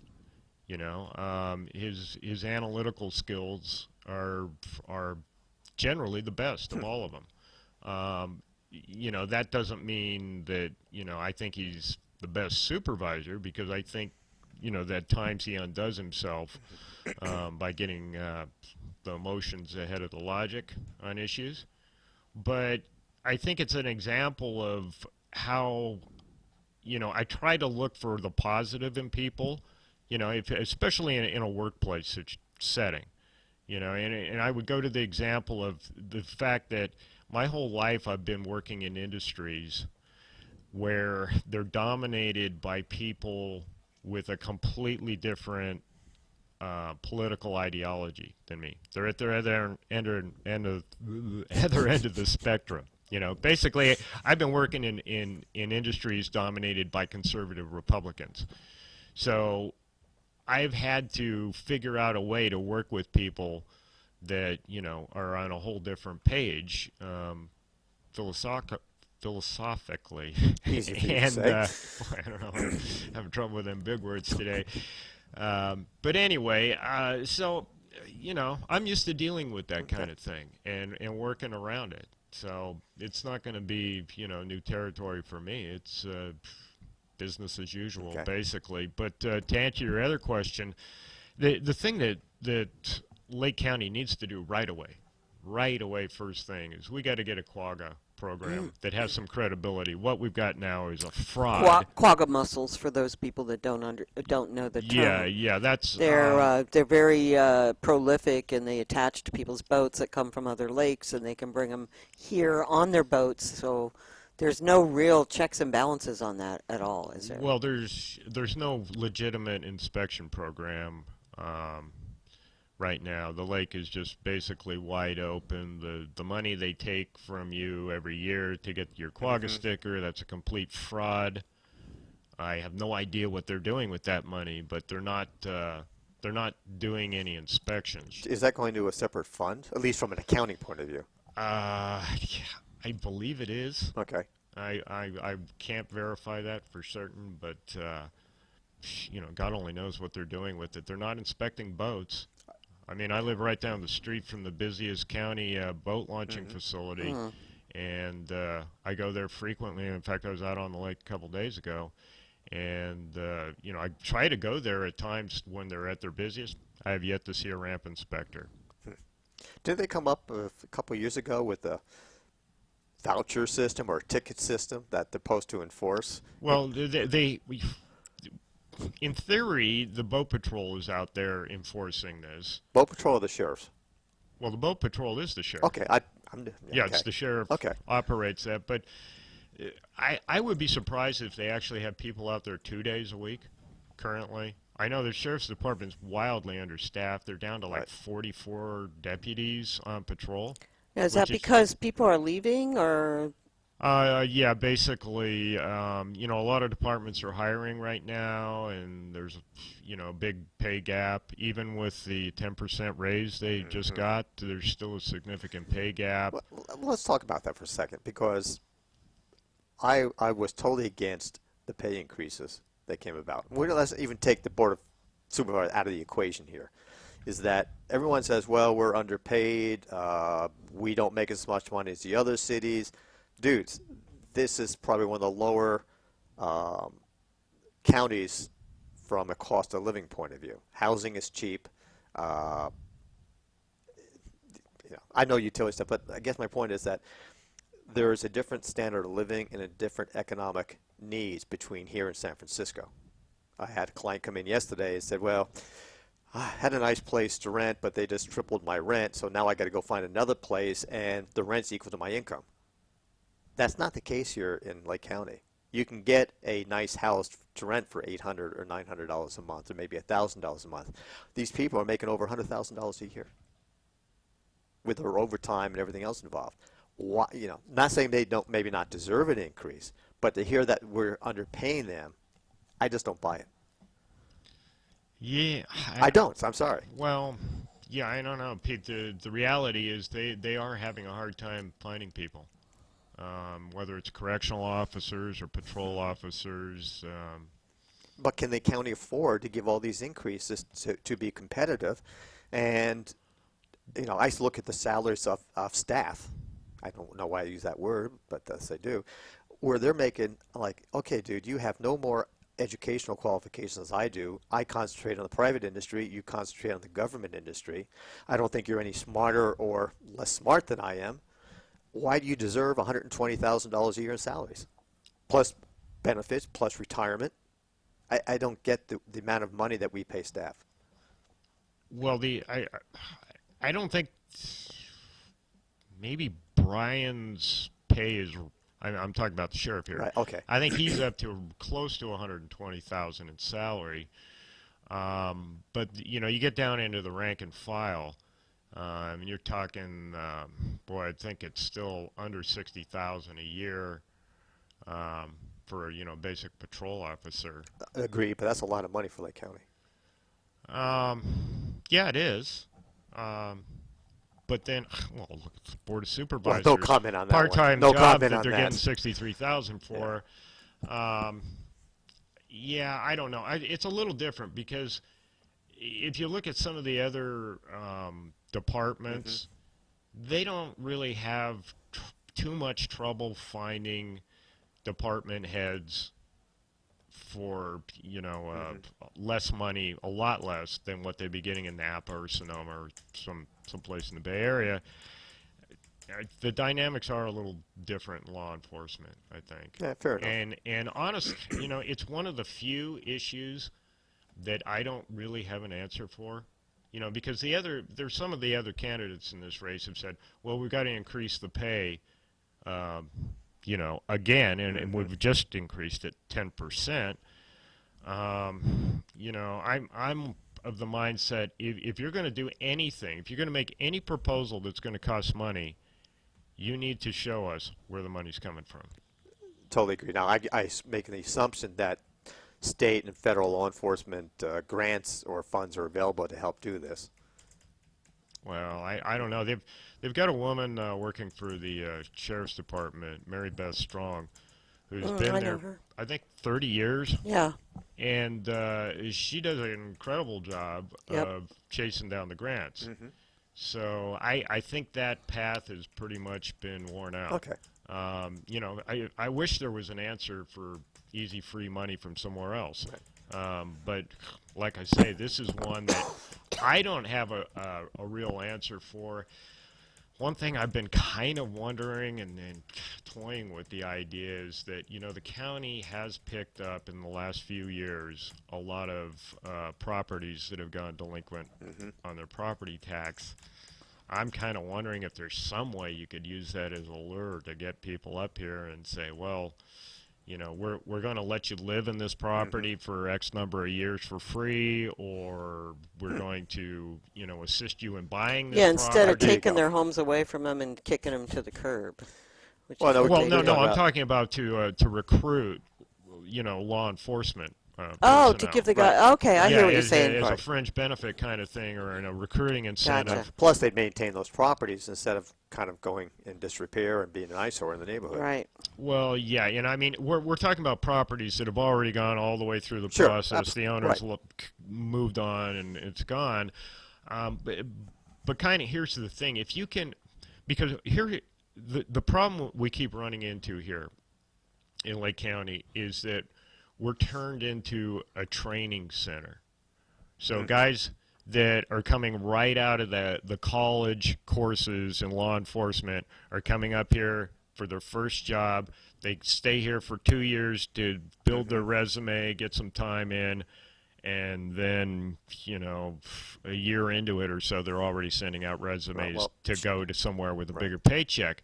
If you can get them, invested in the community more so that, they'll stick around for 5 years, I think that's something that's worth exploring. It's And true. I don't It's know. true. It'll be complicated. No, I like the idea, though. And, well, especially if you're coming from the Bay Area, which is basically where we're recruiting from. Where you're paying an average of $2,000 a month for rent. Oh, yeah, at least. 2 to 5. Yeah, I depending mean, my on your daughter's neighborhood. down there in Fairfield, and she's paying $2,000 a month Right. for an apartment. Right. And anyway, if you come or if you approach these people where their biggest concern really is how can I afford a home or a place to live, and you're offering them, well, here's, subsidized housing or free housing for a period of time as an incentive to come up here. Of course, you might end up living in Lucerne where you can't afford the water, but That's a good point. Yeah, Actually, but it probably all evens out when you put it in the San Francisco market. Yeah, I don't know. To me, that would be something that seems like it would So be a very absurd. good marketing angle to use if you're trying to Yeah. recruit people. I'm sorry. Go ahead. Finish. No, go ahead. I was going to talk about marketing. It's horrible, Pete. I'm trying to know how to put it. It's a real sore point with me because I keep hearing stuff from my opponents about, well, we just got to go out there and do more marketing. Well, we're marketing an obviously flawed product. Okay? Exactly. That's the big issue. You got to here, have guys. something to market first. Well, the problem is these people that have been here so long that they've gotten used to seeing all of the problems. They have their blinders and they on. just tune them out. Mm-hmm. They have to come in. They have to drive into Lakeport with a completely clear mind and act like it's the first time they've seen this place. Right. Because that's what the visitors and the potential investors Right. are seeing. And I'm telling you, that first impression of Lakeport is not good. All the empty storefronts. Empty and- storefronts, buildings that look like they haven't Run been down. improved since the 60s, horrible pavement, terrible infrastructure, clutter everywhere, the power lines that should have been undergrounded a But if the decade ago. city's not going to do anything, how do you improve that? Well, part of it is that South Main thing, okay? That is, for a lot of people, their first impression of Lakeport as they're coming into town there. The intersection of Highway 29 and 175. And what do you see? Our most beautiful scenic viewpoint in the entire county, probably, is completely marred with billboards. They've got to go. We did a marketing study almost a decade ago, and that was one of their top recommendations: eliminate all billboards. And I've been for that since day one. We got to get rid of billboards. So that's on county property. That's on county property. They need Are they to getting go. the income from those billboards? I believe there's a small permitting fee, but every 5 years, every one of those permits is up for renewal. And I wouldn't renew any of them. I'd get rid of every damn billboard in the county, leave them for the incorporated or the cities. If they want to have them there, that's fine. They can clutter up their cities with them. But to take one of our best viewpoints there and to clutter it up with billboards, it's unbelievably ironic, stupid. yeah. And then you look around at the rest of that area, and like I say, it looks cluttered, it looks neglected. It's embarrassing. Right. We had Jose Simon, commonly known as Smoke, running for District 1. Yeah. And- I met him the other day down there at the Calpine event, Right. and I was very, very impressed. So with were him. we. So one of the questions we asked him, and he already had his game plan, which it was nice to have someone prepared, actually thought out the whole process of their campaign platform. I asked him about, okay, we know the lake and the wine industry are basically the tourist attractions that are being marketed. I said, what would you do? and he had some very good responses. What are your responses? You know, the thing that really struck me about him is he was the only guy that was talking about Canocti Harbor in some sort of intelligent fashion. Thank you. Yes. Okay? He knew all the dynamics. He knew what to do about it, you know? Right. He had a plan. Other people just say, well, you know, we should get Canocti Harbor up and running again. Okay. How are you But going how to do do that? you do that? Yeah. You know, and I Do you- think Moak and I are the only two candidates that actually have laid out and defined a path towards doing that, and we're the only ones that are out there saying that. Okay, so tell us your plan for Canocti. That's perfect place to start, Okay, first of all, you have to call out White Star Holding. which is the company that That actually it owns was it. the company that was put in charge by the federal government to run the operation, and in theory to sell it in order to pay back the Plumbers Union Right. retirement fund, which they were stealing money out of for years and years, and And that laundering hasn't it, or happened whatever yet. you want to call it, through Canocti Harbor. Right. Which, of course, they shouldn't have gotten away with in the first place, and wouldn't have if the government was doing its job, and someone should have gone to jail for that. But whatever. The point is, right now, they are playing a game that, again, the government should not let them get away with. It's called, we're pretending the Canocti Harbor Resort, that 175 acres of dirt, and that's all that's really there because, you know, the whole place has to be torn down and start from scratch. They're pretending it's worth $13 million. Right. And It's that's worth- totally overvalued. It's worth maybe half Right. on a good day. Okay, so first of all, you have to call them out on that fraud, that they're playing this game to keep from selling it because they don't want to pay back, or they don't want to pay back the difference between what the property's worth and what they're telling the government it's worth. And what they owe to the retirement fund. Right. I mean, because that other $6 or $7 million is going to have to come out of somewhere. Because right now they're saying, well, we don't have to pay that $13 million back because we're holding it in this asset that's worth $13 million, and as soon as we sell it, we'll pay you back. But the truth is, they have no intention of selling it because they don't want to make up the difference Well, that's what between what it's worth Right. and what, you know. Well, that's what banks do when they have foreclosure properties. They keep them on the books. They don't want to sell them because they have an inflated value, which inflates their net worth. They can borrow more money. From the Yeah, Feds. they're leveraging That's all it it is, off exactly. that. Yeah. So, I had this idea. I'm not saying it's practical. I'm not saying it would even work. But my idea was eminent domain. Do a bond. Raise funds through a bond based on the equity or the value of the property to be developed, and through eminent domain, just give them quote fair market value.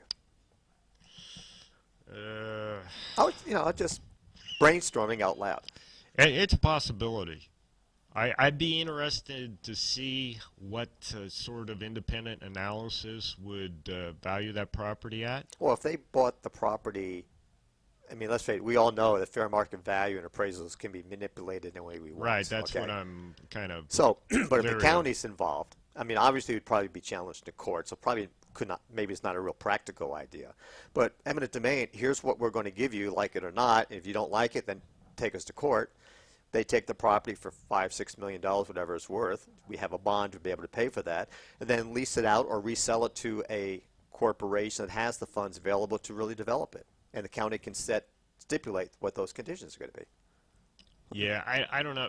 That's a possibility, Pete, but honestly, I'm not a big fan of bond measures because what people forget about them is that you end up generally paying twice what the face value is. Right. You know, that's when I got upset when people voted for the Mendocino College, you know, because they're told, well, this is a $13 million bond.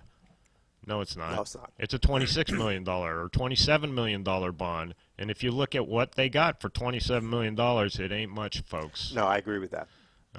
So, especially when you had Guard Street School sitting empty in Kelseyville, you know, 4 miles away?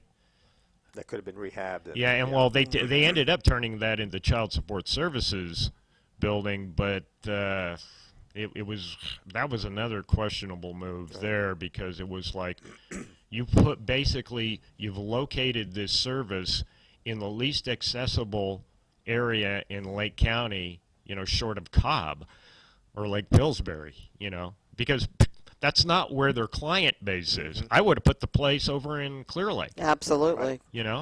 That's where they need to be, because transportation is really problematic in Lake County for starters. Then you add in the component of low-income people or your client base. Hello. You're just making it more difficult for people to meet their obligations and have any kind of interaction with you. Right. Well, not to try to get off the subject, but my accounting practice has grown quite nicely over the last few years. This year, what I consider middle-class people, those who have nice pensions coming in from whatever their occupations were, telling me, hey, do you mind if I pay you at the beginning of the month? No, I don't care. You guys are good people. You're clients, and I know you're good for the money. But this is from people I would not expect that request from. So I don't think it's just necessarily low income these days. It's middle class people that's being affected by the economy in this county. Okay, I'm so far from the middle class I wouldn't know, Pete. Oh, you cut it out. I'm struggling to see that poverty level above me. All right. Anyway, let me change the subject a bit. And you've been very outspoken, I think, in regarding to the county budget, how it's prepared. And my question to you is, from my perspective, I don't think there's very much transparency in the budget process in the final numbers, because anyone, including myself, can make numbers say whatever you want them to say. Well, yeah, it's the biggest accounting trick that you run into typically is the unspent funds. Where you got basically lots of money hiding in a lot of little cubby holes, and it doesn't show up in certain accounting methods because, well, it's already been allocated. Thank you. And government accounting. Yeah, and they pretend like it's not there, but it really is. And Right. they've always got in their back of the mind, well, we're going to build in a little bit extra so we can, have all these little cubby holes that we've got, X number of dollars sitting in, and if we ever need to go back, and then we'll quietly say, well, there's going to be a budget reallocation from unit 611 to 511, and it'll be on the consent agenda, and no one's going to talk about it, and yeah. It's of the supervisor meetings I've listened to, which when you're working for a living is kind of hard unless you watch the repeats on Sunday morning. They keep on reiterating, well, we're proud of ourselves because we have a balanced budget every year. Yeah. And we don't have any money left over, but we balance the budget. And then I look at the balance sheet or the budget they put together, and I'm like, what is this money over here? As you just said, oh, that's being allocated to spend, but it's not spent. And you have no plans to spend it. So aren't those, quote, reserves that you can fall back on when necessary? And what I'm getting at is I don't see a lot of detail in their budgets that they release to the public.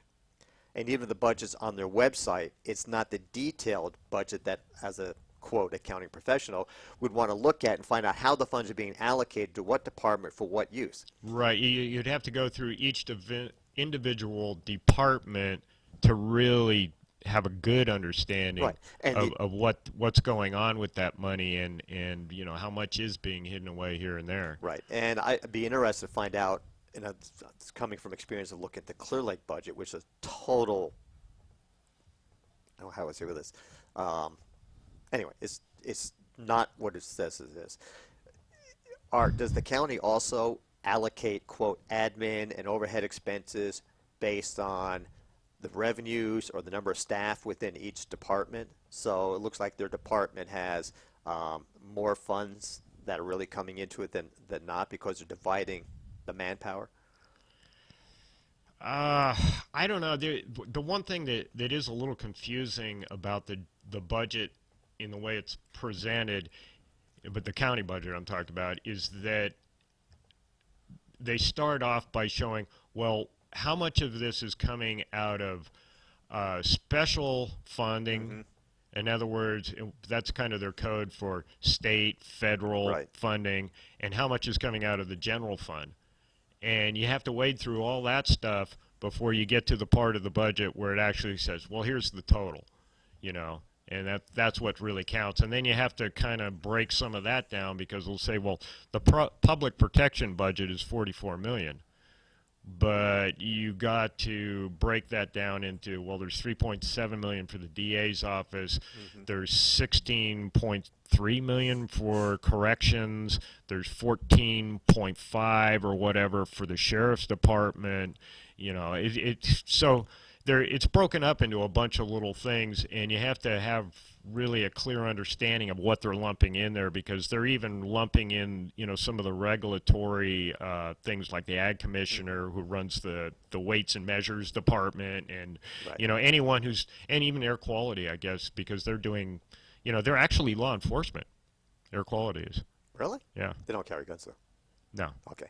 So my question again, let's see if I can get an answer here, is that because there's a lack of transparency or lack of understanding, maybe a better word, to the general public, would you advocate that there's a clearer picture that's presented to the public so they have an understanding what's really going on in the budget process? Or do you think people don't care? I think there's, I'm not sure if I'm going to answer your question well here, but I think that the information could be presented to the public in a more clear, coherent fashion, though my bigger concern is the lack of understanding, awareness, and interest by many of the board members. Well said. I mean, I probably just gave you more information about the budget than most of them would be able to, you know, recite off the top of their head. And, you know, I haven't been doing this job for 16 or 20 years like some of them have, and I'm not getting paid. So, you know, they really should have all these numbers down cold. Right. And I'll tell you one thing that really jumped out at me was, you know, just a few years ago when Rivera was running the SO, they had a $10.5 million budget. Today it's $14.5 million. And that's not all pay increases. It's mostly pay increases. Is it really? Yeah. And it kind of makes you wonder, well, if they had thrown another, you know, that's almost 50% more money. Right. If they'd thrown that money into the SO when Frank was there, would things have been different? And it's just kind of weird that they kind of starved that department of money at a time when it just kind of exacerbated a lot of problems. Well, I did see a lot of new sheriff cars out. Yes, we've got a lot of new patrol cars. We're spending, I think, $1.2 million a year on replacing cars. Right. We noticed, again, it has nothing to do with your campaign or wanting to be elected supervisor, but it could be indirectly, is that we saw a request by the sheriff's department to buy, what was it, scanners that could a be super used. bat. Yeah, thank you. Yeah, I looked at that too, and first of all, it's a ludicrous device. What's it called? It's a super bat. What is it? It's basically two microphones that you attach to a building or structure or whatever, and you can eavesdrop. Yeah, you can eavesdrop, and it kind of it'll tell you where there's movement inside of a building.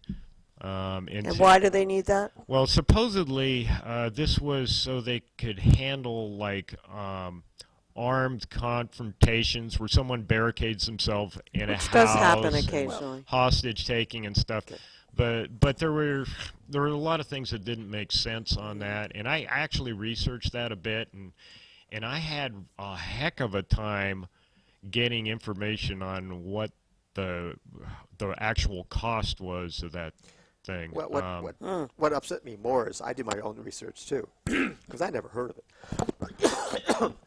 And maybe it's a different device they want, but it was from the same company, and actually had the capability of listening in on any audio conversation, any conversations within a certain limit.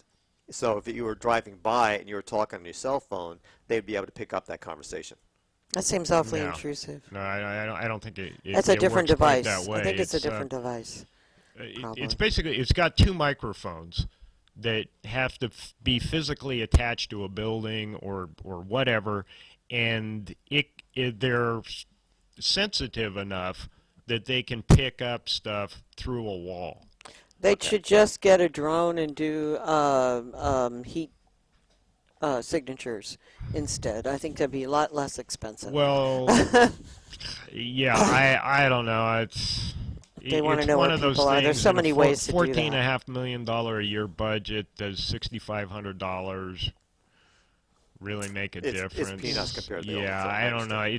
I thought about going down there and just saying, look, I don't have a problem with the sheriff buying this thing, but shouldn't we have some kind of guidelines as to how it can be used? In other words, is this just a general surveillance device that can be used in any kind of situation?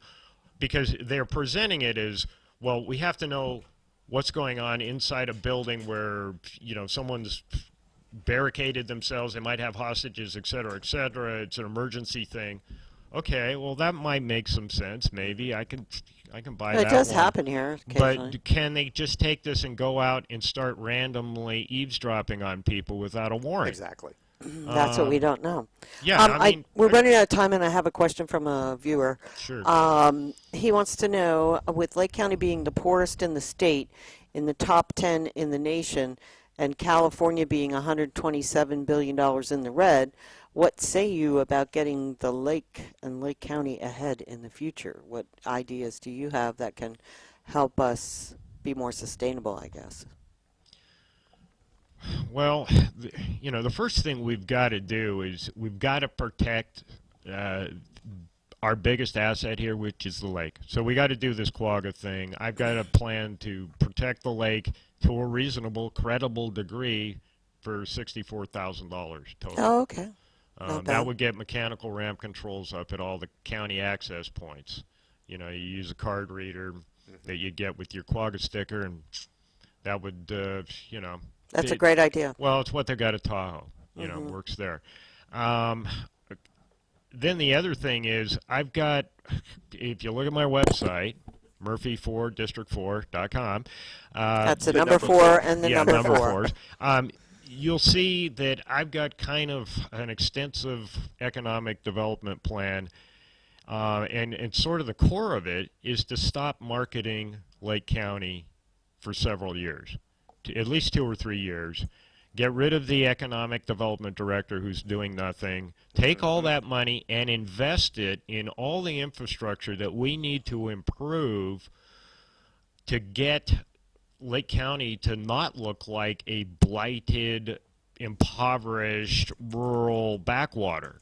And that's the impression a lot of people are having right now, and that's why we're not seeing people moving businesses or moving themselves here to Lake County. We have a bad visual impression, and we have to fix that. And it's not something that's enormously expensive to do, but I've got a whole list of things, from graffiti removal to trash pickup to putting in amenities like bike paths that are going to be appealing to tourists. Because there's a lot of people that will put a bicycle on the roof of their car Absolutely. and drive 200 miles to We go have to a lot nice of bike place to races ride. right here in Lake County that Yeah, happen from international, and nobody even hears about them. And it's a growth And area. sailing too, with the Canocti. We got the Canocti. What's it called? The Canocti Cup. Yeah, This and- weekend, sailing, biking. We've got a lot of things we can do. And I'm the only candidate who has a clear plan that's affordable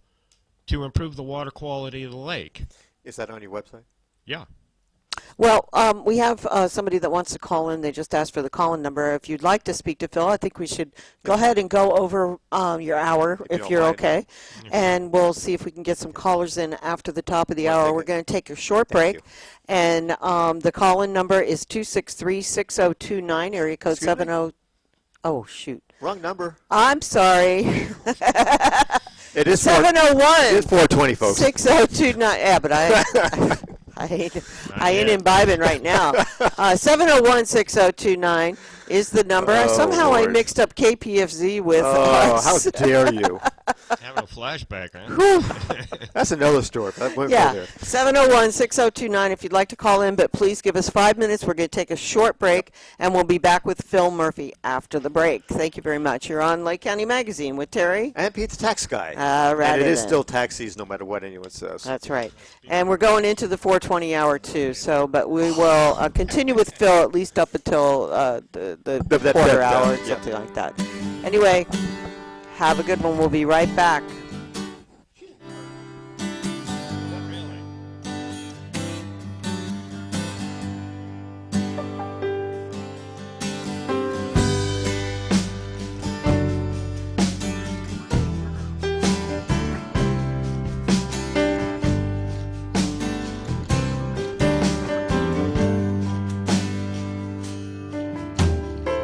Warped by the rain, driven by the snow, I'm drunk and dirty.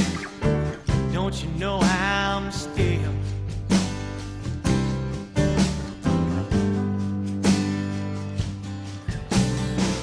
out on the road late at night? I see my pretty Alice in every headlight. Alice, Dallas, Alice, and I've been from Tucson to Tucumcari to Hatchet to Tonopah, driven every kind of rig that's ever been made, driven the back roads so I wouldn't get away. And if you give me weird white sand wine, show me a sign, I'll be willing to be moving.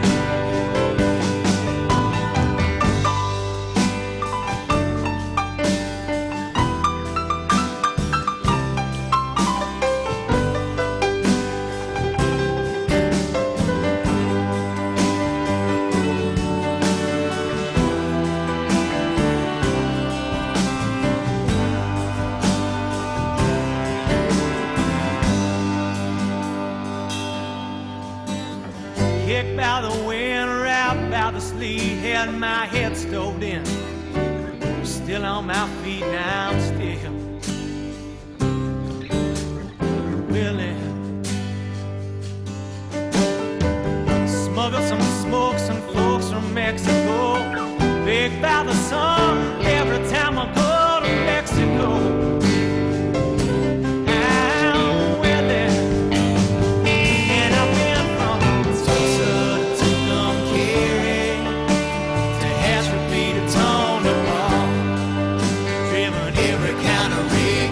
Ever been made,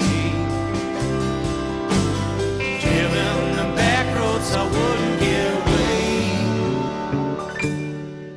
And if you give me weird white sand wine, show me a sign, I'll be willing to be moving.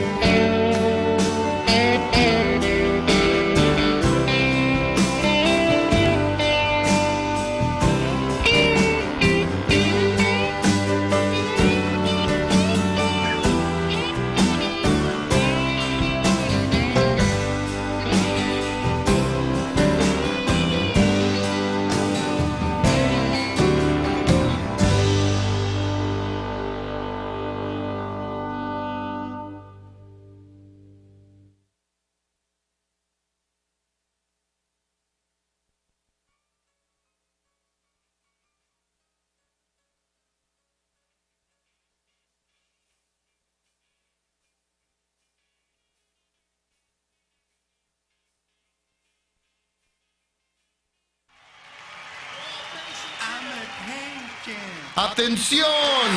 Toda la gente médica.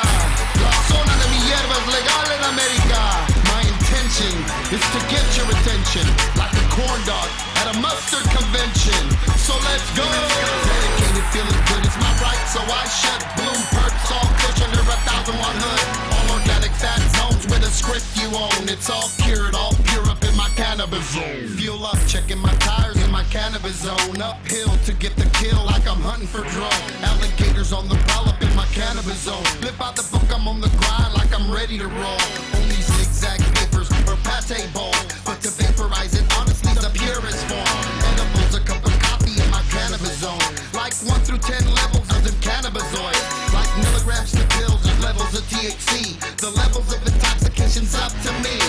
Never on this lead would you ever OD, and it could cure your suicidal thoughts eternally.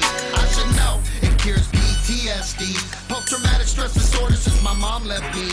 I'm a medical patient, connected spiritually up in my zone off a cannabis tree. You can't stop. Medicated, feeling good, it's my right, so I should. Bloom, perps, all cushion or 1,000 watt hood. All organic fat zones with a script you own. It's all cured, all pure up in my cannabis zone. Medicated, feeling good, it's my right, so I should. Bloom, perps, all cushion or 1,000 watt hood. All organic fat zones with a script you own. It's all cured, all pure up in my cannabis zone. Medicate myself with pure top shelf. Now it's me at the top of the clientele. Word of mouth spread out, let the clientele. The whole block knows now that the herb is best, but the perks got the push to expand your chest. Make you cough 10 times, maybe lose your breath. Feel the punch and the effect of the confidence that I have on this God-sent Buddha bless. It's my miracle leaf, call it my medicine. In my cannabis zone, I got my prescription. Call it pot, call it dope in your description. But to me, it's the reason that I'm living and eating. Like my roots, plants' roots are indigenous. For my only mother earth is why I'm hitting this. From my long lost souls and spirits that flowed on in my cannabis zone. Medicated so strong, medicated feeling good, it's my right, so I should. Bloom, perps, all cushion or 1,000 watt hood.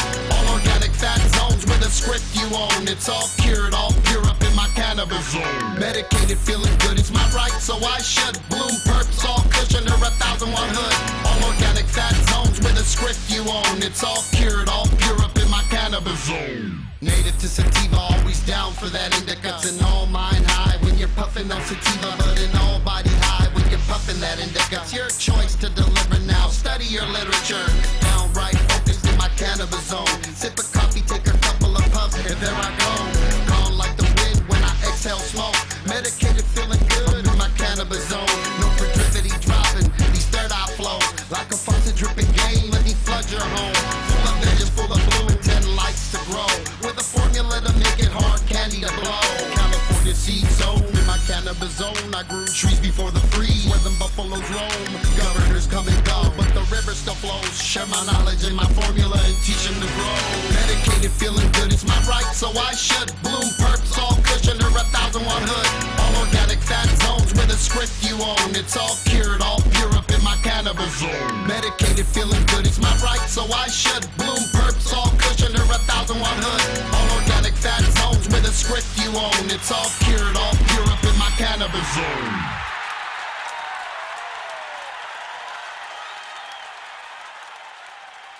Yeah, the Cannabis Zone. We're back with Phil Murphy, candidate for District 4 Supervisor. Sorry, kind of caught me off guard there. And it is 4:20, so you're going to be hearing some cannabis music. Phone lines are open. If anybody'd like to call in and ask Phil a question, the number is 701-6029. Please feel free to give us a ding. We're right here ready to roll on the phone lines, and we're happy to take your calls. I know there was somebody on Facebook asking for the number, so hopefully they'll still feel like talking to you. I think he's a very engaging young man. I know he is. I enjoy talking to Phil. I'm not sure about young, but... Yeah, I was going to say, who the hell are you talking about here? I usually try to be polite to I'm people. a senior citizen, I'll have you know. So am I. I actually qualified for Social Security last year. Well, congratulations. I didn't take it, though. Okay. Yeah, he's in denial. That's part of the reason. Number You're two a is... gamer, Pete. I'm sorry? You're a gamer. Yes, but I also get a massive increase if I wait till I'm 66. Well, what do you know? Okay. We got a caller. Just bear with me, caller. I need to fix your volume, and I think we've got you. Hello, you're on the air. Hey, it's Suzanne Lyons. Hi, Suzanne. How are Hi, you? hi, Phil. Hi, Suzanne. Listen, I've got to say, we had a city council meeting last night in Lakeport, and Phil, you just nailed everything that's a problem. The city of Lakeport and the trees, the bicycles, when you're at the south end of town. 8 years ago, somebody said, can we please put a sign down there that says 2 miles to the historic downtown? That still hasn't even been done. The trees now have been, the city's going to pay for the trees and install the trees, even though this was part of the project. There's $1 million coming out of the water and sewer departments, which we just got them $8 million to get out of the hole because they weren't operating at, they weren't even breaking even. We got them all this money, and now they're putting $1 million of those departments' money into this big dig downtown. So it's terrifying. But I got to say, Phil, I listen to you, and you, even if I do or don't agree with you, you nail every single issue. That was a backhanded compliment, I think. Thank you. It would be so nice to have somebody as a supervisor who actually understood what was going on. So, Yeah, wouldn't it? yeah, bring me some signs, Phil. I'm backing you 100%. Awesome. Nice. That was an endorsement. I like Awesome, Thank you very Suzanne. much. Thank you Okay, so thank much. you. Take care. Bye-bye. You know, Wow, that's pretty impressive, Phil. You got to No, get the word out. yeah, it's nice to get some backup Yeah. once in a while. Yeah. But I'll tell you, if you want an example of the dysfunction of the Lakeport city government and city council, you don't have to look any further than right in front of the new police station that they bought. You know, it's right in front of Kmart. It's Oh, the I old wasn't aware of Social that. Security building. Right. Okay, they bought it like at least a year ago. It's still empty. The county bought it, or the No, the city bought it. Okay, so To it move needs the to be police put to department use. into, I guess. Oh, okay. It sort of made sense, I guess, in the long term. It might have been a good investment. I think they spent around $1 million on it, and yeah, it needs to be reconfigured so the police can use it. But you know, besides the fact that they can't move there yet, and the police department is literally fallen apart in Lakeport under the current city council. They're down to 6 patrolmen. 6? 6. Okay, so now that you mentioned the city council, one of the city council members is running against you. Recently, the Press Democrat came out with some background information about his criminal record and DUIs and some assault issues and things like that. And we're talking, of course, about Councilman Martin Scheel. And how do you feel about somebody running for office? And we're going to talk about your issues too, but with that kind of criminal background, what I consider criminal, owing the county $56,000 and saying, "Oh, I didn't get a bill for it." You know, Yeah, there's actually 2 different issues there. Yeah. The criminal background stuff, I don't know. It's, you know, the voters can decide for themselves. I don't think Martin Scheel's a career criminal. right? I don't think that, you know, he's got some sort of, you know, criminal tendencies that people need to be alarmed about. And I don't think that really has a lot of relevance. The issue with the construction crane in the lake, I think, is really something that people need to look at. I agree. I think it's and pretty here's bad. the thing that I found really upsetting about that. At a time when Martin knew that he owed the county, and we're talking, the bill is for $56,000, but we're talking about it having sat there for 6 years now. Yeah, it So should be penalties with and interest you're accruing. talking Absolutely. over $60,000 Absolutely. of debt owed to the county. At the time he knew he owed this money to the county, he was renting a slip for his pleasure boat at Holiday Harbor, which is the county-owned marina. So if you don't have the money to pay the $60,000 that you owe us, How can you pay why that? are you renting from the county a boat slip for your pleasure boat? And then Martin had the gall when they sold it for a $2 million loss. By the way, I was the one and only person in the public who objected to the county buying Holiday Harbor at the Board of Supervisors.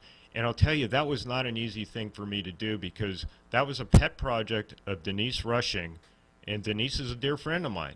And it's, you know, it's always hard when you've got to publicly basically call out your friends and say, this is a bad idea. It's a bad investment. We're going to lose money on this. And I was the only person to object to that, and unfortunately I was proven right. But can I back up a little bit here to the issue with the new police station there on Main Street? Right in front of it is a bus stop. You know, County Transit, LTA bus stop. For years and years and years, at that bus stop, and this is right in front of Kmart, okay, the biggest retail establishment in Lakeport. Right there, they've had this bus stop for years and years and years. There's no bench, there's no shelter, there's no garbage can. So what do you see there? Every time you drive by there, there's a couple of shopping carts tipped over on their side on the sidewalk, so people will have something to sit on while they're waiting for the bus. And of course, because there's no garbage can there, they're surrounded by garbage. This is another example of the sort of blight that's easily fixed if someone would just get off their behind. So over 2 years ago, I went to Martin Scheel, who is the representative of the city of Lakeport on the Area Planning Council, which runs Lake Transit Authority. That's right. Okay?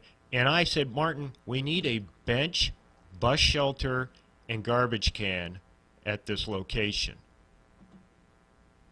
He said, okay, well, we'll get on it, we'll run through the process, blah, blah, blah.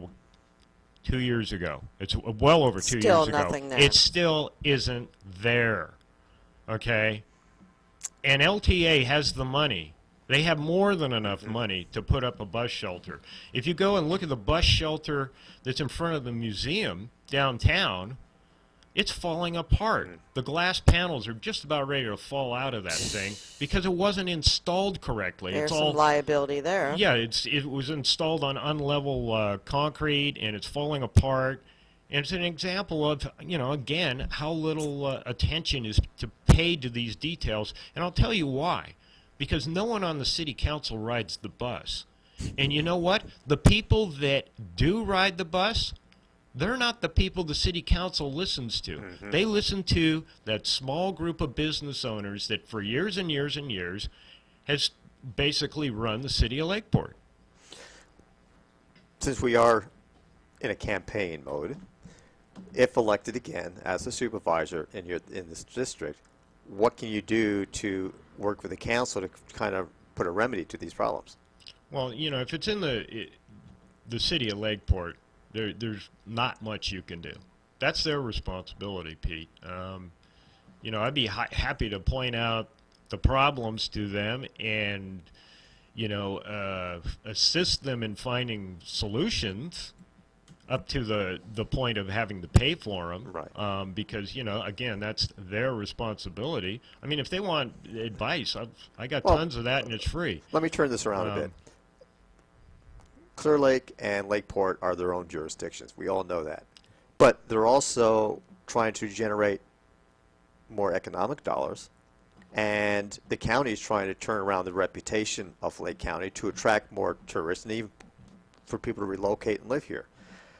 Can't the board put some form of, I won't say strong-arm tactics, but some type of influence on these cities to improve their appearance, to make it look like a city that people would want to come to?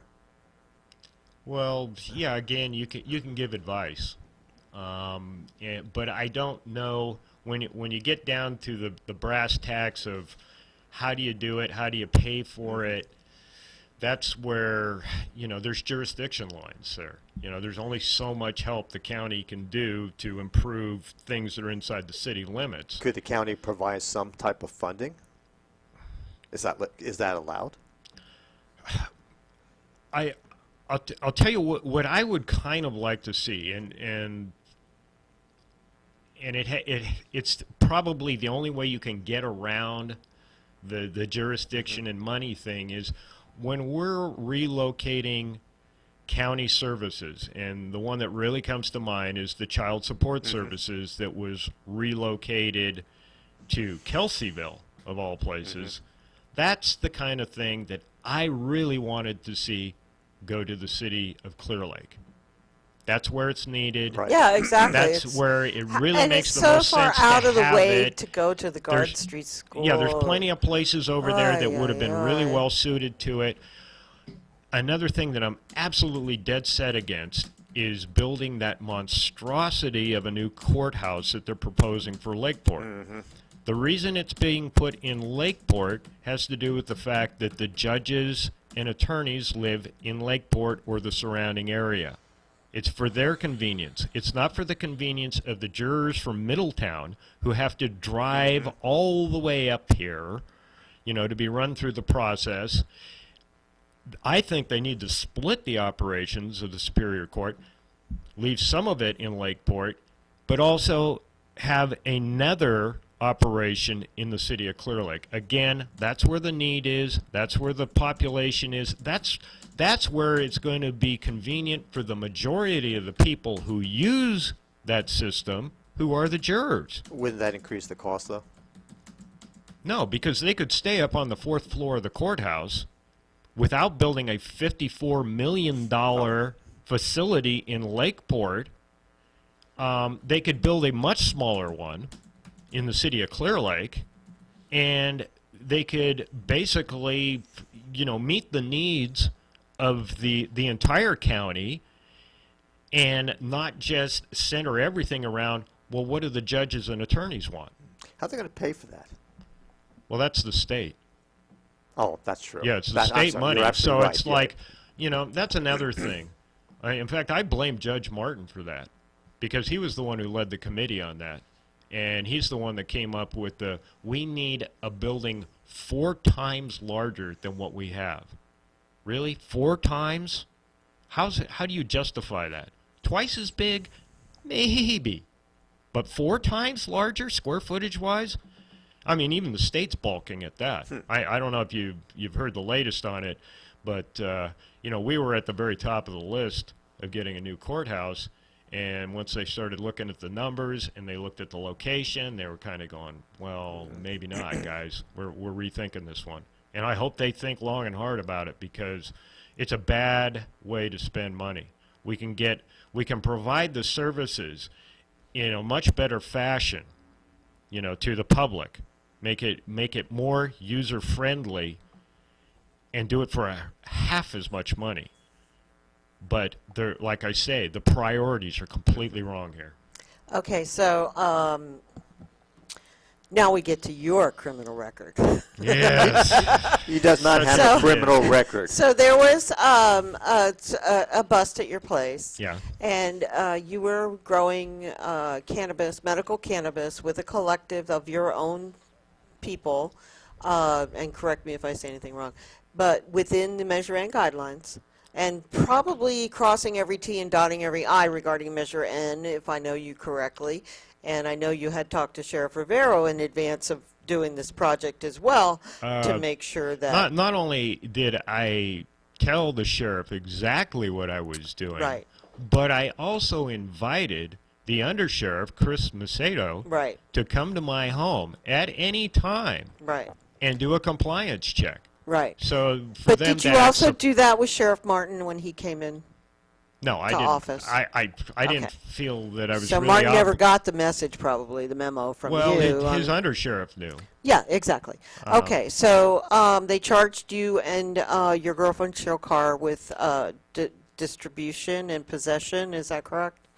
On the charge? Cultivation and sales. Oh, cultivation and sales. And firearm enhancement. And because you had a gun collection that you have been collecting for many years, and most of the guns were parts of guns as opposed to full guns. Yeah, they took a bunch of gun parts Yeah. for some unfathomable What's the reason. status of that case now? We have a court trial date set for July 27th. And how do you feel it's going to turn out?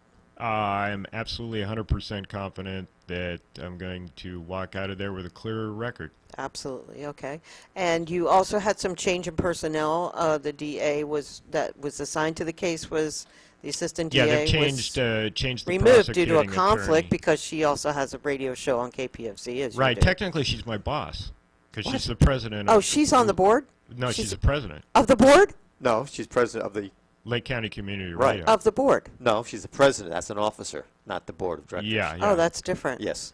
Oh, really? Yeah, so it was kind of funny. My boss was prosecuting me. That's a bit of a conflict, I would say. I Definitely. thought so, and honestly, I didn't understand how it got as far as it did, through several court dates. But Do you think it's going to make it to the last date?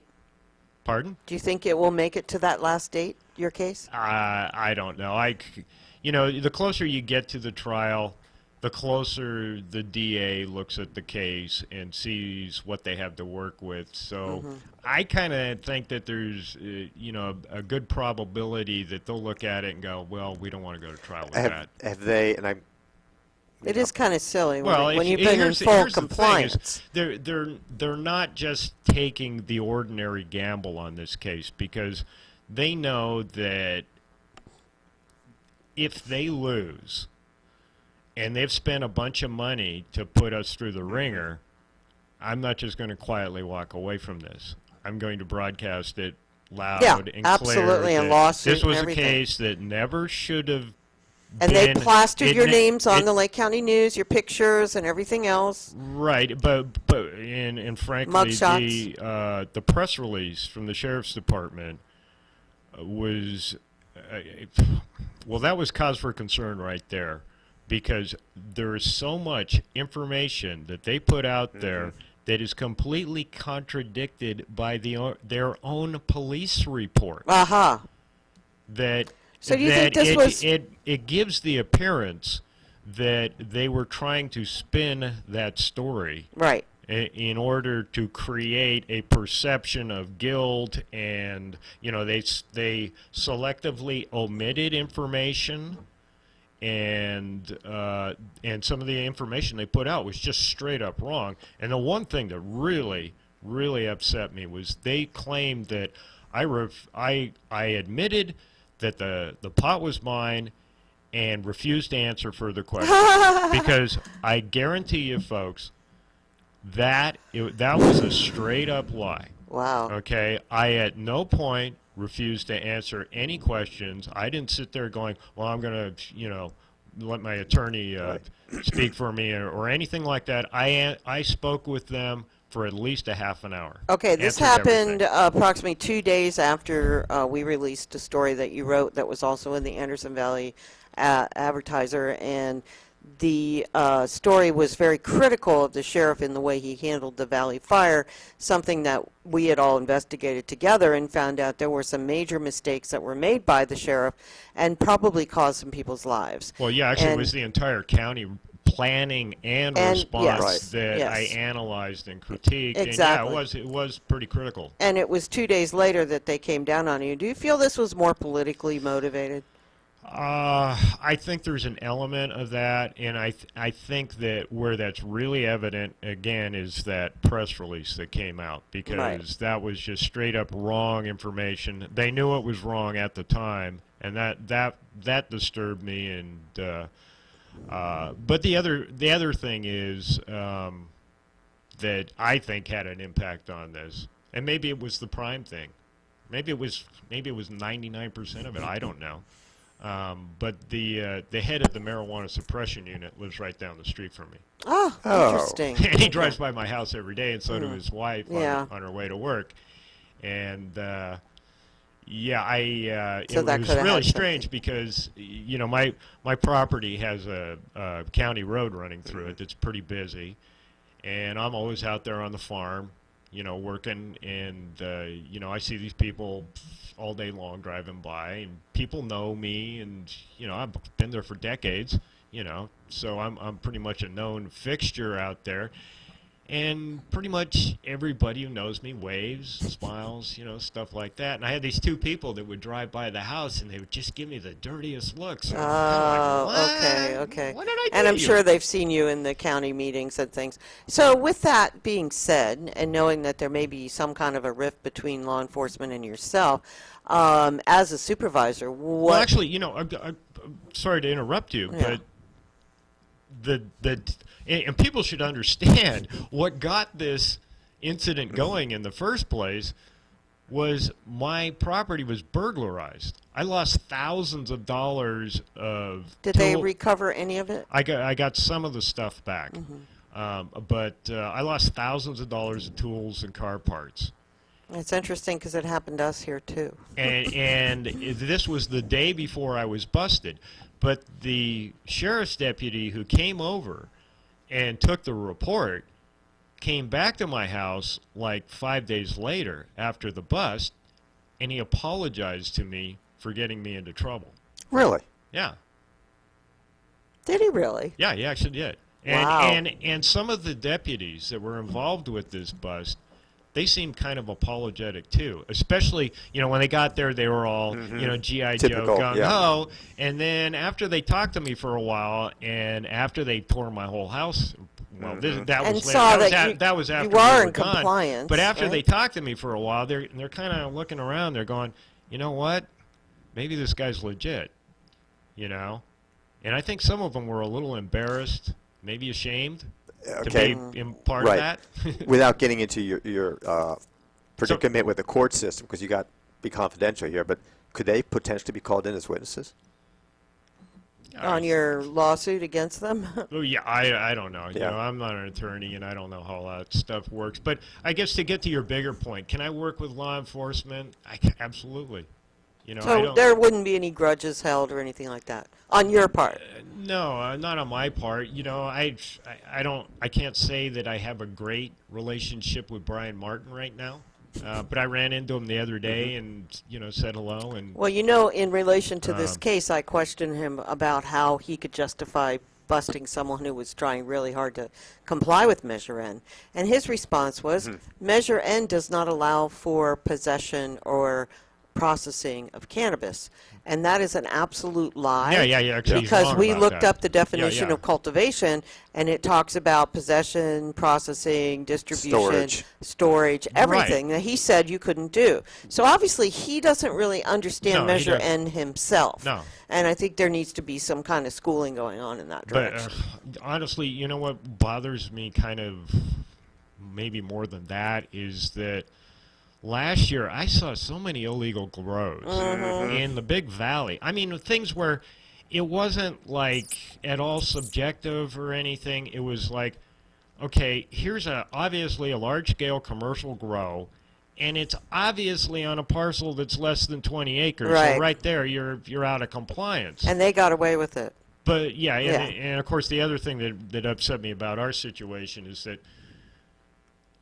when no one was disputing that we had 26 plants, no one was saying, well, it's you've got 50 or 100 or whatever. They knew that it was not debatable, and they knew that we had documentation for 7 patients, and not just the scripts, which were all current, but we also had legal contracts between me and each patient, and they wouldn't even look at those. That kind of told me that it didn't matter what I said. They had already made a decision at And the Measure very N beginning. means nothing. This guy's going to jail, and we'll worry about how it shakes out later. But where nothing this person does is going to change the outcome, and that's why I kind of thought that this wasn't based on logic and reason or fairness. Because anytime you have 26 plants and the person's claiming they're running a collective and it's obvious they're on a parcel that's, compliant with Measure N, then the next question should be, okay, well, let's see your documentation. Right. And like I say, I offered it. They refused to look at it. I think based on Don Anderson's history, if you have made the effort to comply, he has not prosecuted cases like that. Right. Right, and the other thing is I think Don's pretty pragmatic in that if he looks at a case and doesn't think he can win it, he's not just going to run it through for the heck of it, because he really likes to keep those conviction rate stats high. Right. And that's good because, what's the point of wasting money just to make some kind of statement or whatever? For a vendetta, possible. Yeah, and that's the other thing because, as I pointed out, if they spent a bunch of money and they lost the case, then they're going to have to hear from me for the rest of their lives. Exactly. Griping about it. So Exactly. is that worth it? So, since we're on the subject, and it is 420, what is your philosophy regarding cannabis, the cannabis industry, medical versus recreational, et cetera, et cetera? Obviously, you don't have anything against growing it medicinally and, treating illnesses because you've already been involved in that, but 2017 is going to be bringing forward a whole new perspective on the whole business. Well, yeah, at least in theory. Yeah. Depends what happens in November here, but honestly, I hate the whole industry right now. I really do. What do you hate about it? Well, the thing that disturbs me the most probably is, I've been in agriculture, conventional agriculture here for the last 23 years. Been growing walnuts and pears. And I've seen how those industries have changed over the years and how it's basically every year it gets harder for the little guy. It's more corporate control. Last year we got totally hammered in the walnut industry. It was outrageous. And they're trying to run the little growers out of the business. And I thought that in the cannabis industry, for once, we'd have an opportunity to start with a blank sheet. We could learn from all the mistakes that have been made in every other aspect of agriculture, and we could fix them. We could make a level playing field so that the little guys aren't just going to get run out and trampled by the big guys. Mm-hmm. And we didn't do that. And then we did stupid things like encourage people to have factory scale indoor grows in urban areas. I think indoor growing should be banned. I agree. 100%. I agree. It's not sustainable. The health of the plant is not as good. You do not get Right. the CBD counts that you need for real medicine. It's strictly for recreational use. It's not a medicinal product. You pretty much have to use pesticides. You've got the mold problem. Yep. You're growing Spider mites. You're growing unhealthy weeds. I saw somebody use, you're not going to believe this, bug bombs on their flowering plants because they had spider mites. Yeah. I mean, people do all kinds of stupid things. And I suppose that, once the state hands out their 17 licenses or whatever it is, it'll be a little more controlled. But even so, the idea that in this day and age, we're going to let people waste enormous amounts of electrical power to grow plants that do perfectly well outdoors. And here we are supposed to be the leaders in the fight against global warming, climate change, and they're energy promoting indoor conservation. grows. It's so like we're going stupid. completely in the wrong direction, and I totally blame these idiots in Sacramento for this. And here's the other big dynamic where they completely missed the boat. Besides, they basically set up a system that's designed to run all the little people out of it, and it'll be dominated by the big money people. And that'll really matter up here on the North Coast, where it's been a cottage industry, forever and ever. It's been what's kept us alive after the timber industry fell apart. But the other problem is, oh gosh, I've just lost my train of thought here. The complexity of the deal is to the point, and the money that you have to put up front to get these permits and licenses and whatever. You basically ensured that the black market is going to stay alive and healthy. So all these problems you're claiming you're going to alleviate by setting up this legitimate system, no, you're institutionalizing them further, because you're not reaching that balance point between too much and too little regulation, which is the basic problem we've had here in Lake County. We go back and forth between too much and too little. And that's the thing that the anti-pot people never can grasp, is that making it more illegal is not going to solve the problems that you claim that are so prevalent. Right. Well, on that note then, knowing the different levels of licenses based on the different license you want to attain, the ones who would allow you the massive for the highest grow, it's going to be very, very expensive to acquire that license, which means that the local person is not going to have the funds available, which means they're going to bring funds in from back east or from more either commercial corporations or from private investors, which may or may not be good for the county. Yeah, it's, that's kind of one of my big gripes about the wine industry, is that unlike our other two traditional big industries, pears and walnuts here, or even cattle ranching, all that money stays here, basically. The wine doesn't, yeah. The wine is different because you've got Gallo, you've got Brassfield, you've got Behringer, Woodbridge, Mondavi, Beckstoffer. All of these big people, the majority of our acreage here is owned by people that don't live here. Right, and it's they're true. taking those profits out of Lake County, and it's staying out I of agree there. with that 100%. So that's why we have to look at that industry a little bit different. Well, that's what I was going to ask you. As a supervisor, would you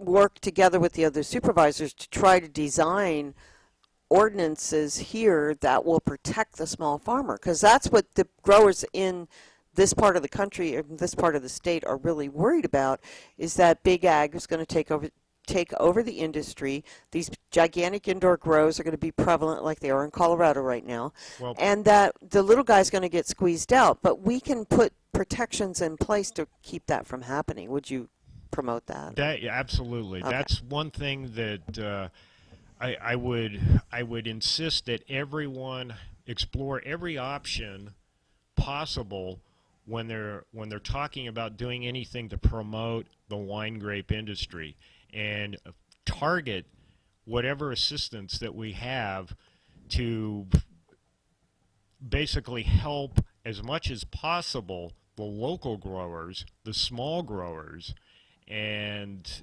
not to be basically subsidizing Kendall Jackson in the No, we're billionaires. talking about cannabis now, not the Oh, wine okay. industry. Well, yeah, it's basically. I don't care about the wine industry, to be honest, no, because they're already established. But we have yeah. a new business coming in as of 2017, and the state laws are going to come into effect, and that means all the regulations and registrations and everything else is going to be in effect. And so the big companies and big ag can pay these fees, and they're standing in the wings just waiting for this moment to happen. What are we going to do to protect our local growers from being taken over and run over by the big ag? Yeah.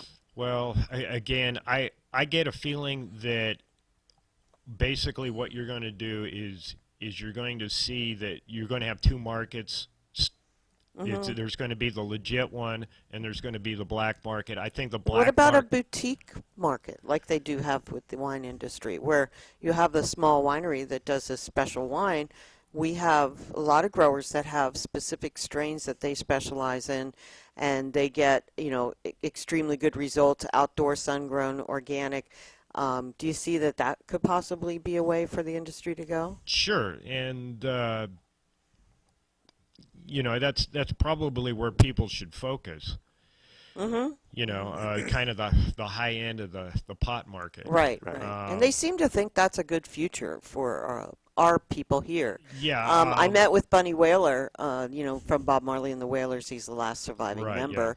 Yeah. We met with him last week, and I did an interview with him, and I asked him, how does he feel, because in Jamaica it's starting to go, it's legal for medicinal purposes now, and they're very interested in learning from the Northern California people who have had so much experience how to grow what they call the high grade, and how to make the medicinal products, which they're still learning about.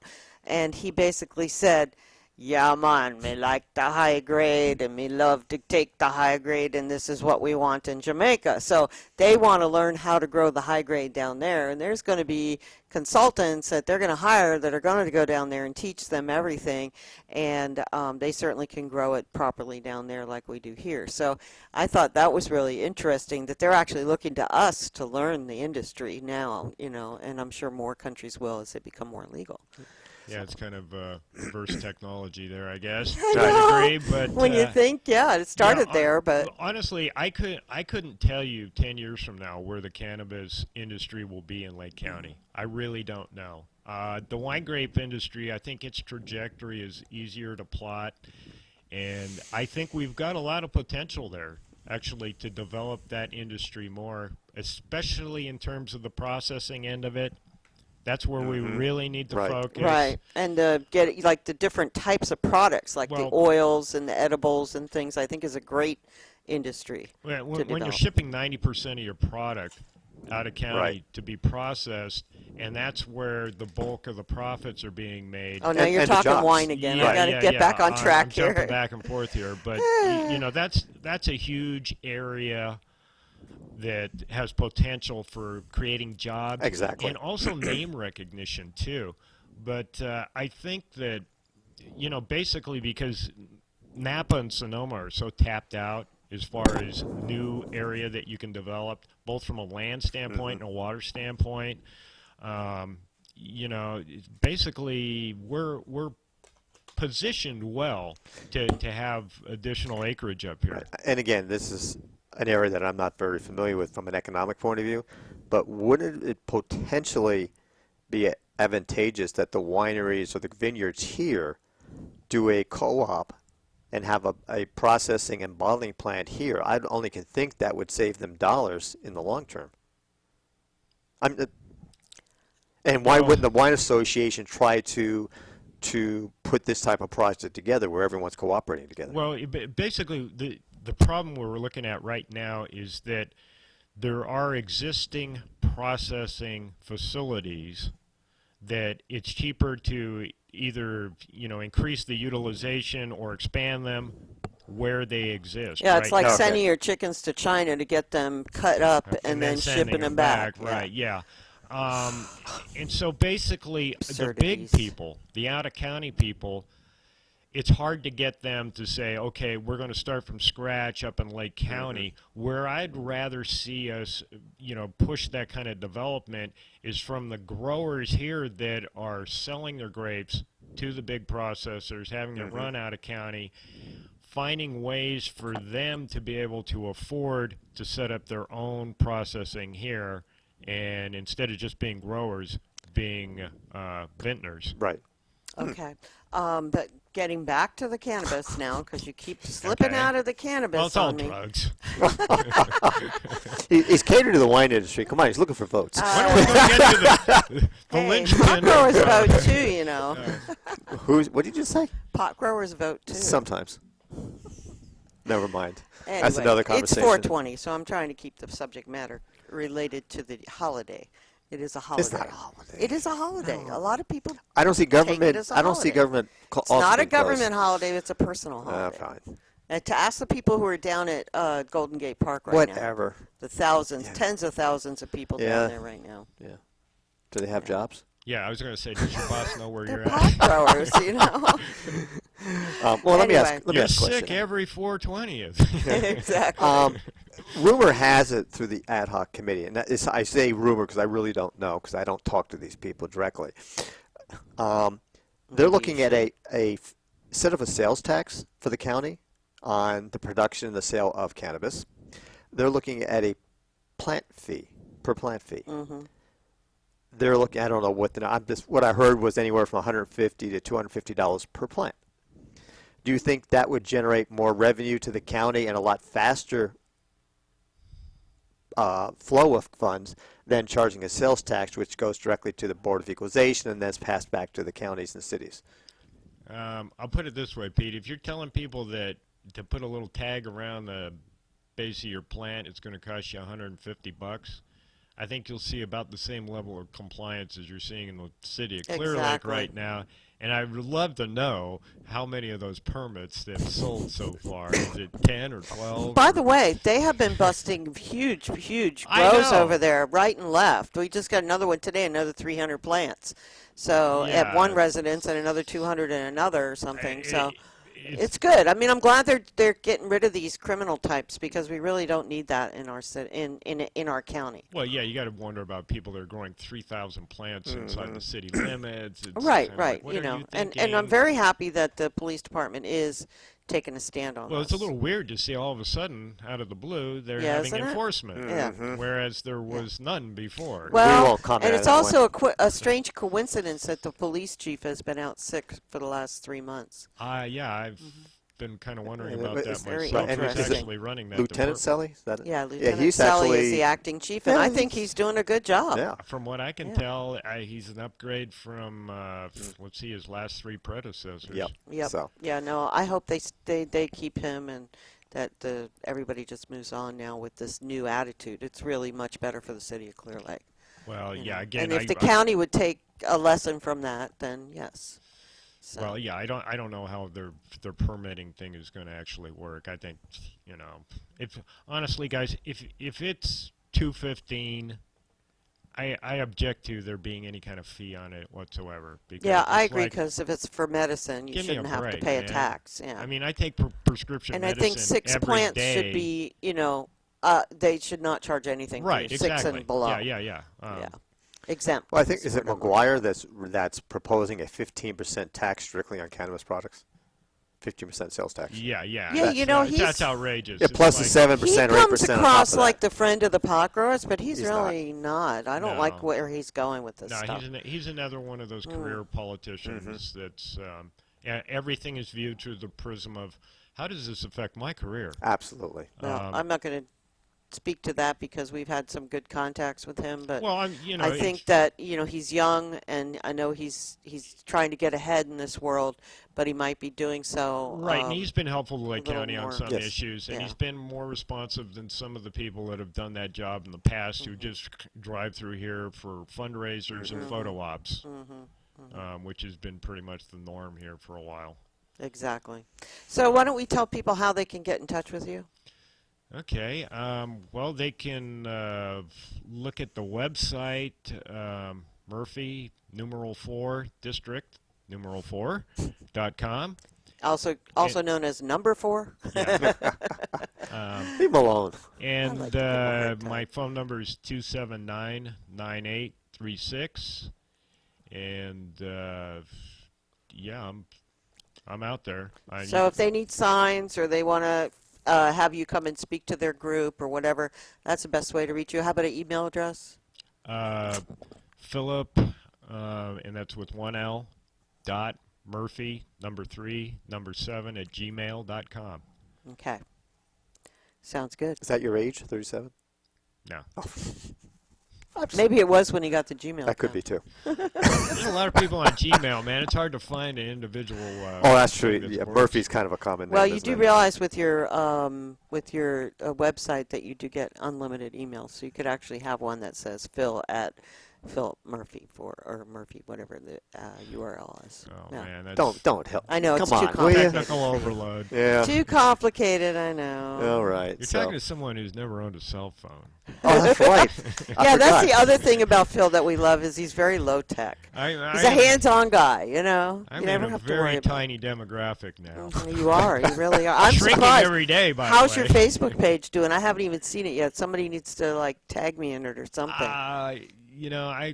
I've been kind of surprised at the lack of attention. I don't know. If you, I I've been told trying to promote it. stir I up told you stuff for before, weeks. if you want me to help you with that, I am the Facebook queen. She is. I can get you thousands of likes in a Absolutely. heartbeat.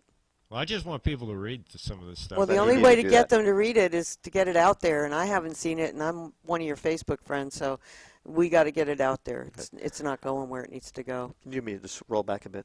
I have to What? leave for a couple seconds. Oh, well, we're almost done. I'm gonna break, so we're Okay. just closing up All right. now. So thank you for joining us. We really appreciate your time, and you're welcome anytime. You do know that, right? Well, thank you. Yeah, we're Yes. not public radio, so Even we if you can have just want to come sit back. down and chat, you Yeah. know. By the way, you have any other Yeah. people on? Tina Scott's coming next week. Oh, good. Put her through the ring. Philip Bramer's coming next week, too. He's running against Rob Brown. Oh, good Lord. That Hey, should be we're gonna have interesting. fun because Yeah. I don't know these people, But so I can. any other people from my race? They have not responded to my requests yet. I'm so surprised. Isn't Well, it surprising? Yes, we reached out to Tom, and we reached out You to mean Ted? Ted. Ted. I'm sorry. Right. And we reached out to the other gentleman who I told you he said he got a kidney transplant, and he may be ready for the thing tonight, but he wasn't ready. Oh, Ron? Right. Yeah. Something like that. A Holy kidney cow. or liver transplant, something like that. So, and who else do you have on that? Martin? Have not reached out to him yet. Yeah, we should. I'm going to send him an email and request him, but I haven't. He has not been reached out to yet. Okay. But he's on our list. So May will be a full month. We'll have everybody who didn't get back to us, hopefully, in May. Yep. So again, thank you so much for coming in, and we'll be catching up with you later. And if I'm going to go out with some cannabis music so that we can have a celebration of 420. Everybody light one up today. If you're using it for medicine, enjoy yourselves. And you got the new title ready to go? What new title? The closing title. Well, when I get up to switch it, I will. All right.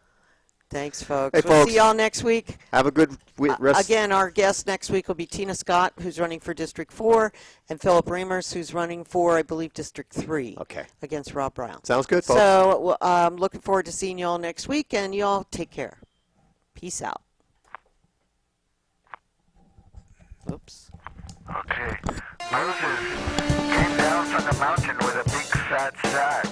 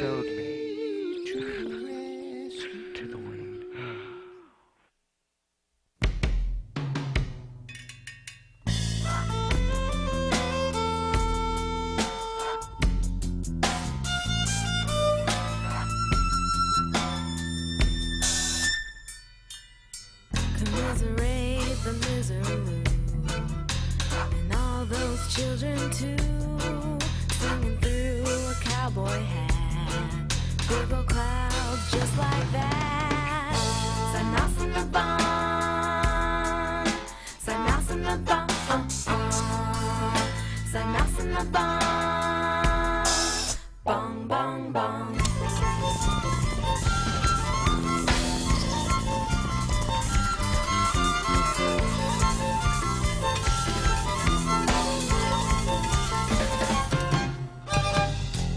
Yawning above the door puts the brakes on floating more than 10 times the Earth's circumference. If you use the sun for reference, some mouse in the barn, some mouse in the barn, some mouse in the barn, bong bong bong.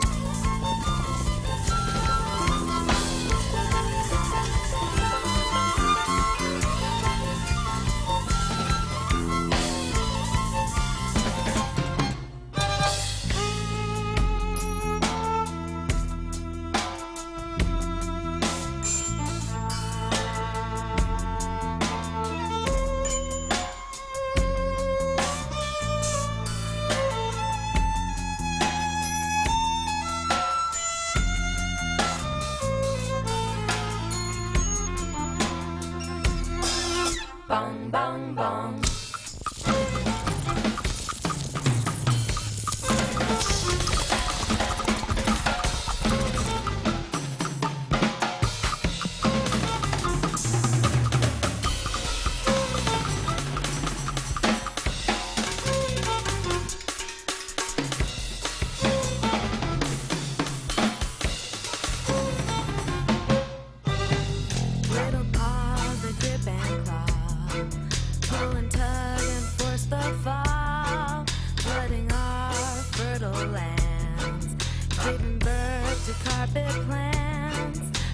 a towel, I could use a towel. Or than a trowel, I'll need a trowel.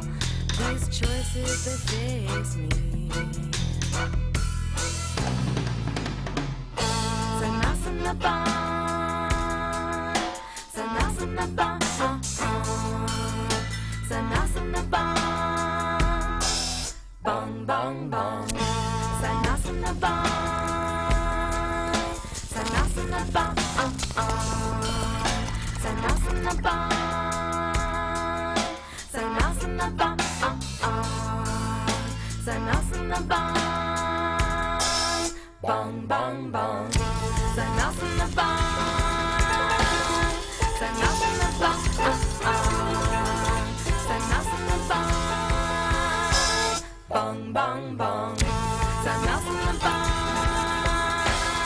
So nice in the barn. So nice in the barn. Bong, bong, bong. So nice in the barn. So nice in the barn. So nice in the barn. Bong, bong, bong. So nice in the barn. So nice in the barn. So nice in the barn. Bong, bong, bong. So nice in the barn. So nice in the barn. So nice in the barn. Bong, bong, bong. So nice in the barn. So nice in the barn. So nice in the barn. Bong, bong, bong.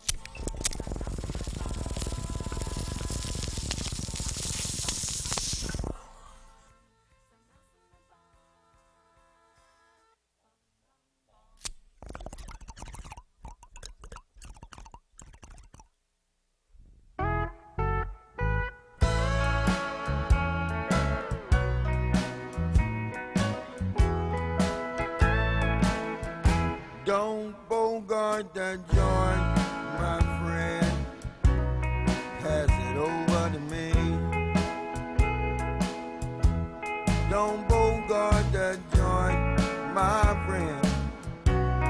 Pass it over to me. Roll another one,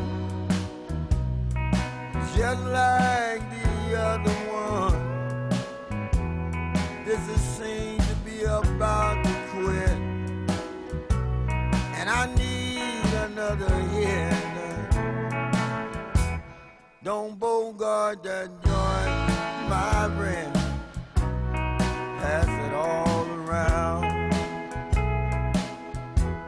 Don't bogart that joint, my friend. Just pass it on down.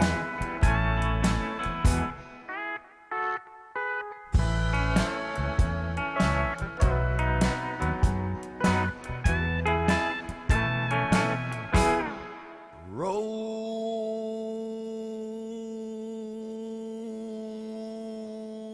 another one, just like the other one. This one seems to be about spent, and I don't have